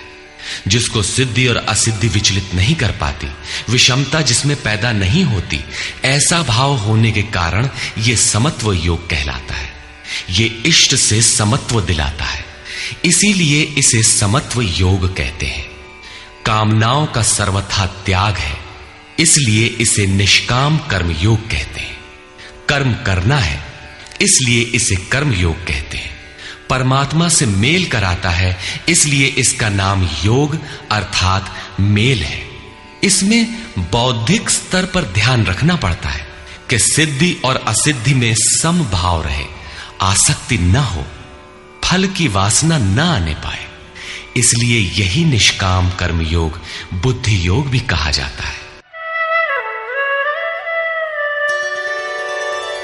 दूरेण ह्यवरं कर्म बुद्धियोगात् धनंजय बुद्धौ शरणमन्विच्छ कृपणाः फलहेतवः। धनंजय, अवरम कर्म, निकृष्ट कर्म, वासना वाले कर्म बुद्धि योग से अत्यंत दूर है। फल की कामना वाले कृपण हैं। वे आत्मा के साथ उदारता नहीं बरतते। अतः समत्व बुद्धि योग का आश्रय ग्रहण कर। जैसी कामना है वैसा मिल भी जाए तो उसे भोगने के लिए शरीर धारण करना पड़ेगा। आवागमन बना है तो कल्याण कैसा? साधक को तो मोक्ष की भी वासना नहीं रखनी चाहिए, क्योंकि वासनाओं से मुक्त होना ही तो मोक्ष है। फल की प्राप्ति का चिंतन करने से साधक का समय व्यर्थ नष्ट हो जाता है और फल प्राप्त होने पर वो उसी फल में उलझ जाता है। उसकी साधना समाप्त हो जाती है। आगे वो भजन क्यों करे? वहां से वो भटक जाता है। इसलिए समत्व बुद्धि से योग का आचरण करें। ज्ञान मार्ग को भी श्री कृष्ण ने बुद्धि योग कहा था कि अर्जुन, ये बुद्धि तेरे लिए ज्ञान योग के विषय में कही गई। और यहां निष्काम कर्म योग को भी बुद्धि योग कहा गया। वस्तुतः दोनों में बुद्धि का दृष्टिकोण का ही अंतर है। उसमें लाभ हानि का रिकॉर्ड रखकर उसे जांच कर चलना पड़ता है। इसमें भी बौद्धिक स्तर पर समत्व बनाए रखना पड़ता है। इसलिए इसे समत्व बुद्धि योग कहा जाता है। इसलिए धनंजय, तू समत्व बुद्धि योग का आश्रय ग्रहण कर, क्योंकि फल की वासना वाले अत्यंत कृपण हैं। बुद्धियुक्तो जहातीह उभे सुकृत दुष्कृते तस्माद्योगाय युज्यस्व योग कर्मसु कौशलम्। समत्व बुद्धि युक्त पुरुष पुण्य पाप दोनों को ही इसी लोक में त्याग देता है, उनसे लिपायमान नहीं होता। इसलिए समत्व बुद्धि योग के लिए चेष्टा कर। योगः कर्मसु कौशलम। समत्व बुद्धि के साथ कर्मों का आचरण कौशल ही योग है। संसार में कर्म करने के दो दृष्टिकोण प्रचलित हैं। लोग कर्म करते हैं तो उसका फल भी अवश्य चाहते हैं, या फल न मिले तो कर्म करना ही नहीं चाहते। किंतु योगेश्वर श्री कृष्ण इन कर्मों को बंधनकारी बताते हुए आराधना को एकमात्र कर्म मानते हैं। इस अध्याय में उन्होंने कर्म का नाम मात्र लिया। अध्याय 3 के 9वें श्लोक में उसकी परिभाषा दी और चौथे अध्याय में कर्म के स्वरूप पर विस्तार से प्रकाश डाला। प्रस्तुत श्लोक में श्री कृष्ण ने सांसारिक परंपरा से हटकर कर्म करने की कला बताई कि कर्म तो करो, श्रद्धापूर्वक करो, किंतु फल के अधिकार को स्वेच्छा से छोड़ दो। फल जाएगा कहां? यही कर्मों के करने का कौशल है। निष्काम साधक की समग्र शक्ति इस प्रकार कर्म में लगी रहती है। फिर भी जिज्ञासा स्वाभाविक है कि क्या सदैव कर्म ही करते रहना है या इसका कुछ परिणाम भी निकलेगा? इसे देखें। कर्मजं बुद्धियुक्ता हि फलं त्यक्त्वा मनीषिणः जन्मबन्धविनिर्मुक्ताः पदं गच्छन्त्यनामयम्। बुद्धि योग से युक्त ज्ञानी जन कर्मों से उत्पन्न होने वाले फल को त्याग कर जन्म और मृत्यु के बंधन से छूट जाते हैं। वे निर्दोष अमृतमय परम पद को प्राप्त होते हैं। अर्जुन की दृष्टि त्रिलोकी के साम्राज्य तथा देवताओं के स्वामीपन तक ही सीमित थी। इतने तक के लिए भी वो युद्ध में प्रवृत्त नहीं हो रहा था। यहां श्री कृष्ण उसे नवीन तथ्य उद्घाटित करते हैं कि आसक्ति रहित कर्म द्वारा अनामय पद प्राप्त होता है। निष्काम कर्म योग परम पद को दिलाता है, जहां मृत्यु का प्रवेश नहीं है। इस कर्म में प्रवृत्ति कब होगी? यदा ते मोह कलिलं बुद्धिर्व्यतितरिष्यति तदा गन्तासि निर्वेदं श्रोतव्यस्य श्रुतस्य च। जिस काल में तेरी साधक की बुद्धि मोह रूपी दलदल को पूर्णतः पार कर लेगी, लेश मात्र भी मोह न रह जाए, उस समय जो सुनने योग्य है उसे तू सुन सकेगा और सुने हुए के अनुसार वैराग्य को प्राप्त हो सकेगा, अर्थात उसे आचरण में ढाल सकेगा। अभी तो जो सुनने लायक है उसे न तो तू सुन पाया है और आचरण का तो प्रश्न ही नहीं खड़ा होता। इसी योग्यता पर पुनः प्रकाश डालते हैं। श्रुति विप्रतिपन्ना ते यदा स्थास्यति निश्चला समाधावचला बुद्धि तदा योगमवाप्स्यसि।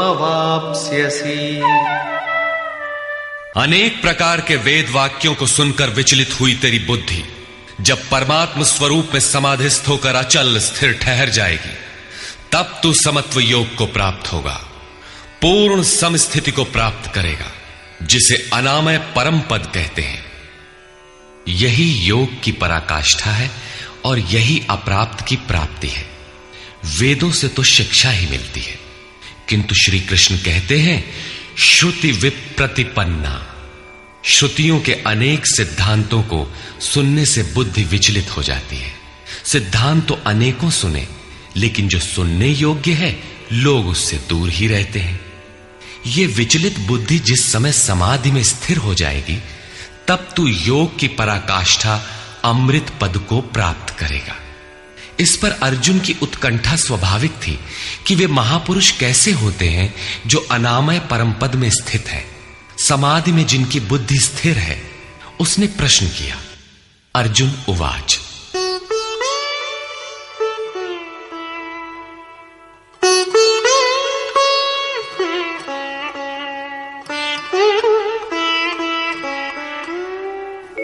स्थितप्रज्ञस्य का भाषा समाधिस्थस्य केशव स्थितधिः किं प्रभाषेत किमासीत व्रजेत किम्।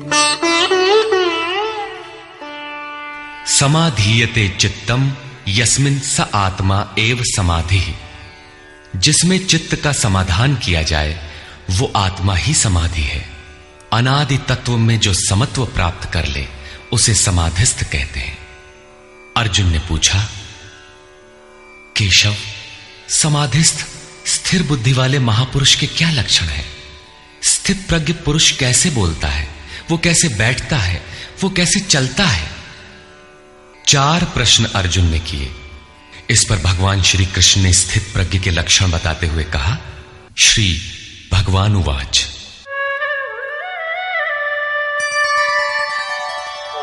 प्रजहाति यदा कामान् सर्वान् पार्थमनोगतान् आत्मन्येवात्मना तुष्टः स्थितप्रज्ञस्तदुच्यते। पार्थ, जब मनुष्य मन में स्थित संपूर्ण कामनाओं को त्याग देता है तब वो आत्मा से ही आत्मा में संतुष्ट हुआ स्थिर बुद्धि वाला कहा जाता है। कामनाओं के त्याग पर ही आत्मा का दिग्दर्शन होता है। ऐसा आत्माराम आत्मतृप्त महापुरुष ही स्थित प्रज्ञ है। दुःखेष्वनुद्विग्नमनाः सुखेषु विगतस्पृहः वीतरागभयक्रोधः स्थितधीर्मुनिरुच्यते। दैहिक, दैविक तथा भौतिक दुखों में जिसका मन उद्विग्न नहीं होता, सुखों की प्राप्ति में जिसकी स्पृहा दूर हो गई है तथा जिसके राग, भय और क्रोध नष्ट हो गए हैं, मननशीलता की चरम सीमा पर पहुंचा हुआ मुनि स्थित प्रज्ञ कहा जाता है। उसके अन्य लक्षण बताते हैं। यः सर्वत्रानभिस्नेहः तत्तत्प्राप्य शुभाशुभम् नाभिनन्दति न द्वेष्टि तस्य प्रज्ञा प्रतिष्ठिता। जो पुरुष सर्वत्र स्नेह रहित हुआ, शुभ अथवा अशुभ को प्राप्त होकर न तो प्रसन्न होता है और न द्वेष करता है, उसकी बुद्धि स्थिर है।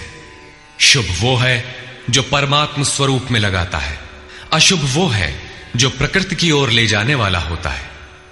किंतु स्थित प्रज्ञ पुरुष अनुकूल परिस्थितियों से न प्रसन्न होता है और न प्रतिकूल परिस्थितियों से द्वेष करता है, क्योंकि प्राप्त होने योग्य वस्तु न उससे भिन्न है और न पतित करने वाले विकार ही उसके लिए है।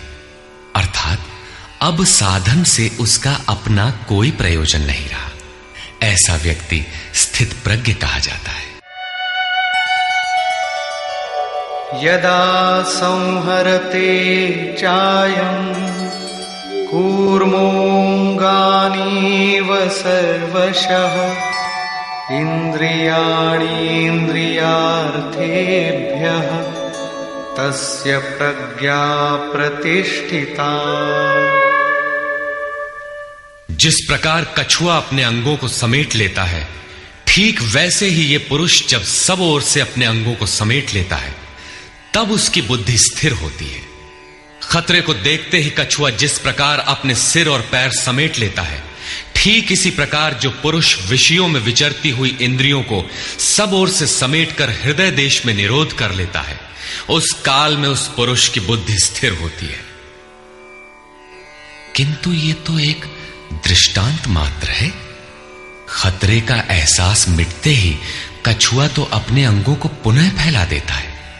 क्या इसी प्रकार स्थित प्रज्ञ महापुरुष भी विषयों में रस लेने लगता है? इस पर कहते हैं,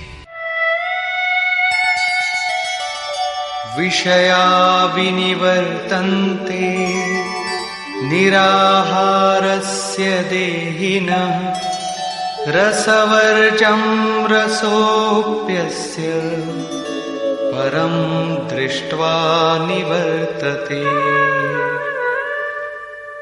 इंद्रियों द्वारा विषयों को न ग्रहण करने वाले पुरुषों के विषय तो निवृत्त हो जाते हैं, क्योंकि वे ग्रहण ही नहीं करते, किंतु उनका राग नहीं निवृत्त होता, आसक्ति लगी रहती है। संपूर्ण इंद्रियों को विषयों से समेटने वाले निष्काम कर्मी का राग भी परम दृष्टवा, परम तत्व परमात्मा का साक्षात्कार करके निवृत्त हो जाता है।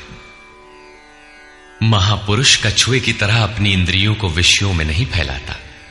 एक बार जब इंद्रियां सिमट गईं तो संस्कार ही मिट जाते हैं, पुनः वे नहीं निकलते। निष्काम कर्मयोग के आचरण द्वारा परमात्मा के प्रत्यक्ष दर्शन के साथ उस पुरुष का विषयों से राग भी निवृत्त हो जाता है। प्रायः चिंतन पथ में हठ करते हैं। हठ से इंद्रियों को रोककर वे विषय से तो निवृत्त हो जाते हैं, किंतु मन में उनका चिंतन राग लगा रहता है। ये आसक्ति परम दृष्टवा परमात्मा का साक्षात्कार करने के बाद ही निवृत्त होती है, इसके पूर्व नहीं। पूज्य महाराज जी इस संबंध में अपनी एक घटना बताया करते थे। गृह त्याग से पूर्व उन्हें 3 बार आकाशवाणियां हुई थी। हमने पूछा, महाराज जी आपको आकाशवाणी क्यों हुई, हम लोगों को तो नहीं हुई? तब इस पर महाराज जी कहे, हो ई शंका मोहू के बही रही, अर्थात ये संदेह मुझे भी हुआ था। तब अनुभव में आया कि मैं 7 जन्म से लगातार साधु हूं। 4 जन्म तो केवल साधुओं सा वेश बनाए, तिलक लगाए, कहीं विभूति पोते, कहीं कमंडलु लिए विचरण कर रहा हूं। योग क्रिया की जानकारी नहीं थी, लेकिन पिछले 3 जन्म से बढ़िया साधु हूं, जैसा होना चाहिए। मुझ में योग क्रिया जागृत थी। पिछले जन्म में पार लग चला था, निवृत्ति हो चली थी, किंतु 2 इच्छाएं रह गई थी, एक तो स्त्री और दूसरी गांजा। अंतर मन में इच्छाएं थीं, किंतु बाहर से हमने शरीर को दृढ़ रखा। मन में वासना लगी थी, इसलिए जन्म लेना पड़ा। जन्म लेते ही भगवान ने थोड़े ही समय में सब दिखा सुनाकर निवृत्ति दिला दी। 2-3 चटकना दिया और साधु बना दिया। ठीक यही बात श्री कृष्ण कहते हैं कि इंद्रियों द्वारा विषयों को न ग्रहण करने वाले पुरुष के भी विषय तो निवृत्त हो जाते हैं, किंतु साधना द्वारा परम पुरुष परमात्मा का साक्षात्कार कर लेने पर वो विषयों के राग से भी निवृत्त हो जाता है। अतः जब तक साक्षात्कार न हो, कर्म करना है। इंद्रियों को विषयों से समेटना कठिन है। इस पर प्रकाश डालते हैं, यततो ह्यपि कौन्तेय पुरुषस्य विपश्चितः इंद्रियाणि प्रमाथीनि हरन्ति प्रसभं मनः। कौन्तेय, प्रयत्न करने वाले मेधावी पुरुष की प्रमथनशील इंद्रियां उसके मन को बलात् हर लेती हैं, विचलित कर देती हैं। इसलिए तानि सर्वाणि संयम्य युक्त आसीत मत्परः वशे हि यस्येन्द्रियाणि तस्य प्रज्ञा प्रतिष्ठिता। उन संपूर्ण इंद्रियों को संयत करके योग से युक्त और समर्पण के साथ मेरे आश्रित हो, क्योंकि जिस पुरुष की इंद्रियां वश में होती हैं उसी की बुद्धि स्थिर होती है। यहां योगेश्वर श्री कृष्ण साधन के निषेधात्मक अवयवों के साथ उसके विधेयात्मक पहलू पर जोर देते हैं। केवल संयम और निषेध से इंद्रियां वश में नहीं होती। समर्पण के साथ इष्ट चिंतन अनिवार्य है। इष्ट चिंतन के अभाव में विषय चिंतन होगा, जिसके कुपरिणाम श्री कृष्ण के ही शब्दों में देखें।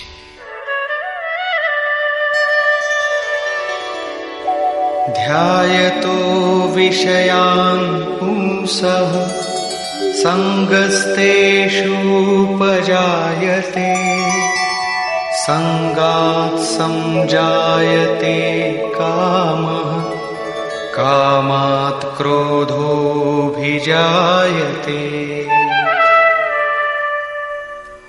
विषयों का चिंतन करने वाले पुरुष की उन विषयों में आसक्ति हो जाती है। आसक्ति से कामना उत्पन्न होती है। कामना पूर्ति में व्यवधान आने से क्रोध उत्पन्न होता है। क्रोध किसे जन्म देता है?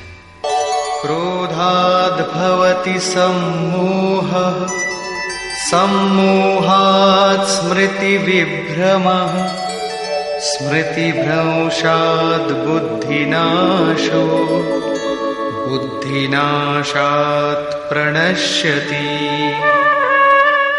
क्रोध से विशेष मूढ़ता अर्थात अविवेक उत्पन्न होता है। नित्य अनित्य वस्तु का विचार नहीं रह जाता।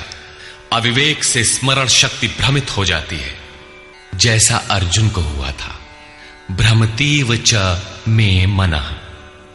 गीता के समापन पर उसने कहा, नष्टो मोह स्मृतिर्लब्धा। क्या करें क्या न करें इसका निर्णय नहीं हो पाता। स्मृति भ्रमित होने से योग परायण बुद्धि नष्ट हो जाती है और बुद्धि नाश होने से ये पुरुष अपने श्रेय साधन से च्युत हो जाता है। यहां श्री कृष्ण ने बल दिया है कि विषयों का चिंतन नहीं करना चाहिए। साधक को नाम रूप लीला और धाम में ही कहीं लगे रहना चाहिए। भजन में ढील देने पर मन विषयों में जाएगा। विषयों के चिंतन से आसक्ति हो जाती है। आसक्ति से उस विषय की कामना साधक के अंतर मन में होने लगती है। कामना की पूर्ति में व्यवधान होने पर क्रोध, क्रोध से अविवेक, अविवेक से स्मृति भ्रम और स्मृति भ्रम से बुद्धि नष्ट हो जाती है। निष्काम कर्म योग को बुद्धि योग कहा जाता है, क्योंकि बुद्धि स्तर पर इसमें विचार रखना चाहिए कि कामनाएं न आने पाए। फल है ही नहीं। कामना आने से यह बुद्धि योग नष्ट हो जाता है। साधन करिय विचारहीन मन शुद्ध होए नहीं तैसे। विचार आवश्यक है। विचार शून्य पुरुष श्रेय साधन से नीचे गिर जाता है। साधन क्रम टूट जाता है, सर्वथा नष्ट नहीं होता। भोग के पश्चात साधन वहीं से पुनः आरंभ होता है जहां अवरुद्ध हुआ था। ये तो विषयाभिमुख साधक की गति है। स्वाधीन अंतःकरण वाला साधक किस गति को प्राप्त होता है? इस पर श्री कृष्ण कहते हैं, रागद्वेष वियुक्तैस्तु विषयानीन्द्रियैश्चरन् आत्मवश्यैर्विधेयात्मा प्रसादमधिगच्छति। आत्मा की विधि को प्राप्त प्रत्यक्षदर्शी महापुरुष राग द्वेष से रहित वश में की हुई अपनी इंद्रियों द्वारा विषयान चरण, विषयों में विचरता हुआ भी प्रसाद मधिगच्छति, अंतःकरण की निर्मलता को प्राप्त होता है। वो अपनी भाव दृष्टि में रहता है। महापुरुष के लिए विधि निषेध नहीं रह जाते। उसके लिए कहीं अशुभ नहीं रहता जिससे वो बचाव करे, तथा उसके लिए कोई शुभ शेष नहीं रह जाता जिसकी वो कामना करे।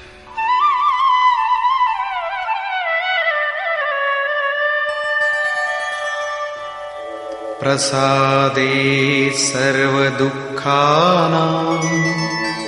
हानिरस्योपजायते प्रसन्नचेतसो याशु बुद्धिः पर्यवतिष्ठते।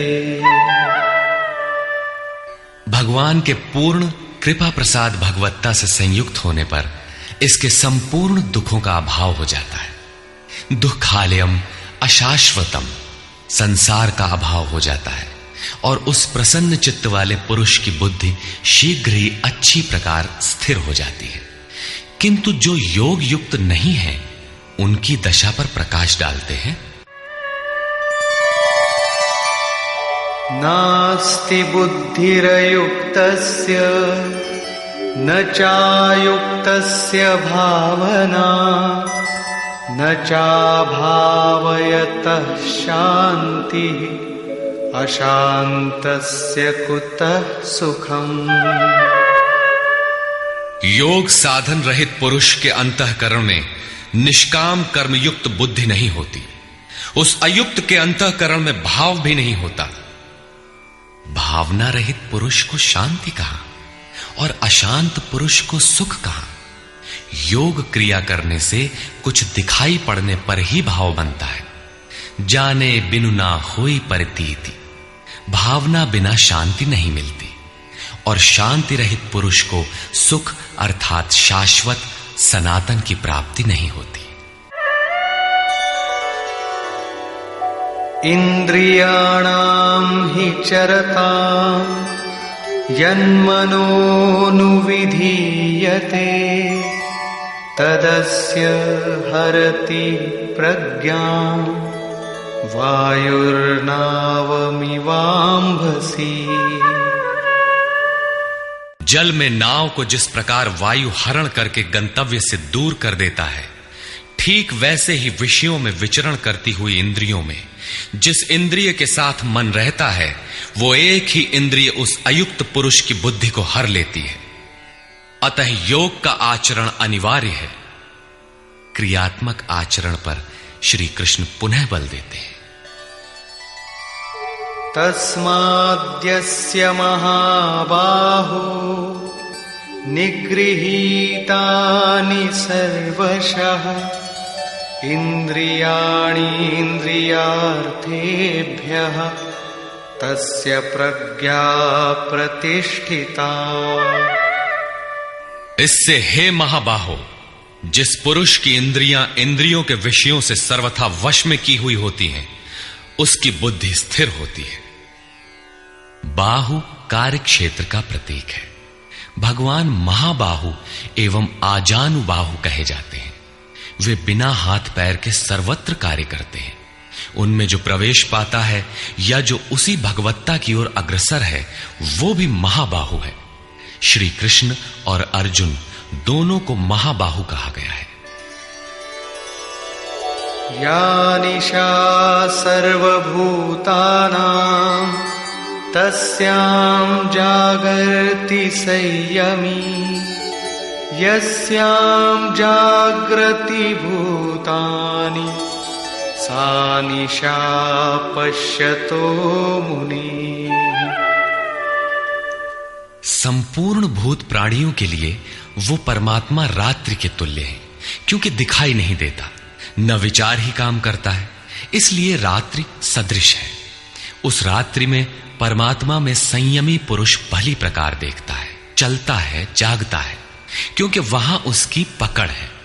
योगी इंद्रियों के संयम द्वारा उसमें प्रवेश पा जाता है। जिन नाशवान सांसारिक सुख भोग के लिए संपूर्ण प्राणी रात दिन परिश्रम करते हैं, योगी के लिए वही निशा है। रमा विलासु राम अनुरागी तजत बमन जिमि जन बड़ भागी। जो योगी परमार्थ पथ में निरंतर सजग और भौतिक ऐषणाओं से सर्वथा निष्प्रिय होता है, वही उस इष्ट में प्रवेश पाता है। वो रहता तो संसार में ही है, किंतु संसार का उस पर प्रभाव नहीं पड़ता। महापुरुष की इस रहनी का चित्रण देखें। आपूर्यमाणमचल प्रतिष्ठम् समुद्रमापः प्रविशन्ति यद्वत् तद्वत् कामायं प्रविशन्ति सर्वे स शान्तिमाप्नोति न कामकामी। जैसे सब ओर से परिपूर्ण अचल प्रतिष्ठा वाले समुद्र में नदियों के जल उसको चलायमान न करते हुए बड़े वेग से उसमें समा जाते हैं, ठीक वैसे ही परमात्मा में स्थित प्रज्ञ पुरुष में संपूर्ण भोग विकार उत्पन्न किए बिना समा जाते हैं। ऐसा पुरुष परम शांति को प्राप्त होता है, न कि भोगों को चाहने वाला।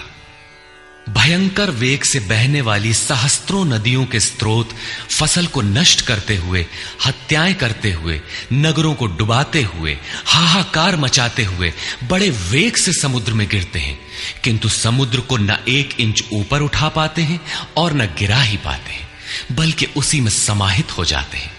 ठीक इसी प्रकार स्थित प्रज्ञ महापुरुष के प्रति संपूर्ण भोग उतने ही वेग से आते हैं, किंतु समाहित हो जाते हैं। उन महापुरुषों में न शुभ संस्कार डाल पाते हैं न अशुभ। योगी के कर्म अशुक्ल और अकृष्ण होते हैं, क्योंकि जिस चित्त पर संस्कार पड़ते हैं उसका निरोध और विलीनीकरण हो गया।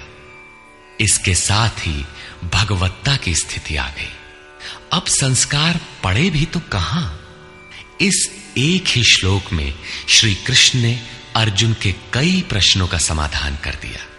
उसकी जिज्ञासा थी कि स्थित प्रज्ञ महापुरुष के लक्षण क्या है, वो कैसे बोलता है, कैसे बैठता है, कैसे चलता है। श्री कृष्ण ने एक ही शब्द में उत्तर दिया कि वे समुद्रवत होते हैं। उनके लिए विधि निषेध नहीं होता कि ऐसे बैठो और ऐसे चलो। वे ही परम शांति को प्राप्त होते हैं, क्योंकि वे संयमी हैं। भोगों की कामना वाला शांति नहीं पाता। इसी पर पुनः बल देते हैं, विहाय कामान्यः सर्वान् पुमांश्चरति निःस्पृहः निर्ममो निरहंकारः स शान्तिमधिगच्छति।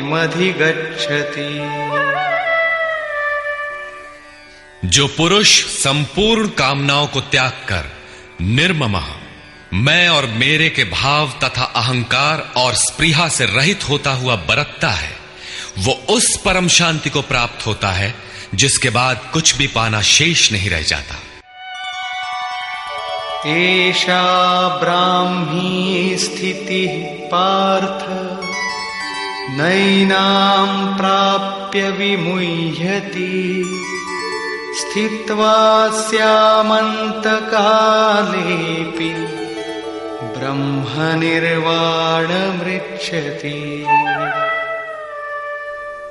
पार्थ, उपर्युक्त स्थिति ब्रह्म को प्राप्त हुए पुरुष की स्थिति है। समुद्रवत उन महापुरुषों में विषय नदियों की तरह समा जाते हैं। वे पूर्ण संयमी और प्रत्यक्षता परमात्मदर्शी हैं। केवल अहम ब्रह्मास्मि पढ़ लेने या रट लेने से यह स्थिति नहीं मिलती। साधन करके ही इस ब्रह्म की स्थिति को पाया जाता है। ऐसा महापुरुष ब्रह्म निष्ठा में स्थित रहते हुए शरीर के अंत काल में भी ब्रह्मानंद को ही प्राप्त होता है। निष्कर्ष, प्रायः कुछ लोग कहते हैं कि दूसरे अध्याय में गीता पूर्ण हो गई, किंतु यदि केवल कर्म का नाम मात्र लेने से कर्म पूरा हो जाता हो तब तो गीता का समापन माना जा सकता है। इस अध्याय में योगेश्वर श्री कृष्ण ने यही बताया कि अर्जुन, निष्काम कर्मयोग के विषय में सुन, जिसे जानकर तू संसार बंधन से छूट जाएगा।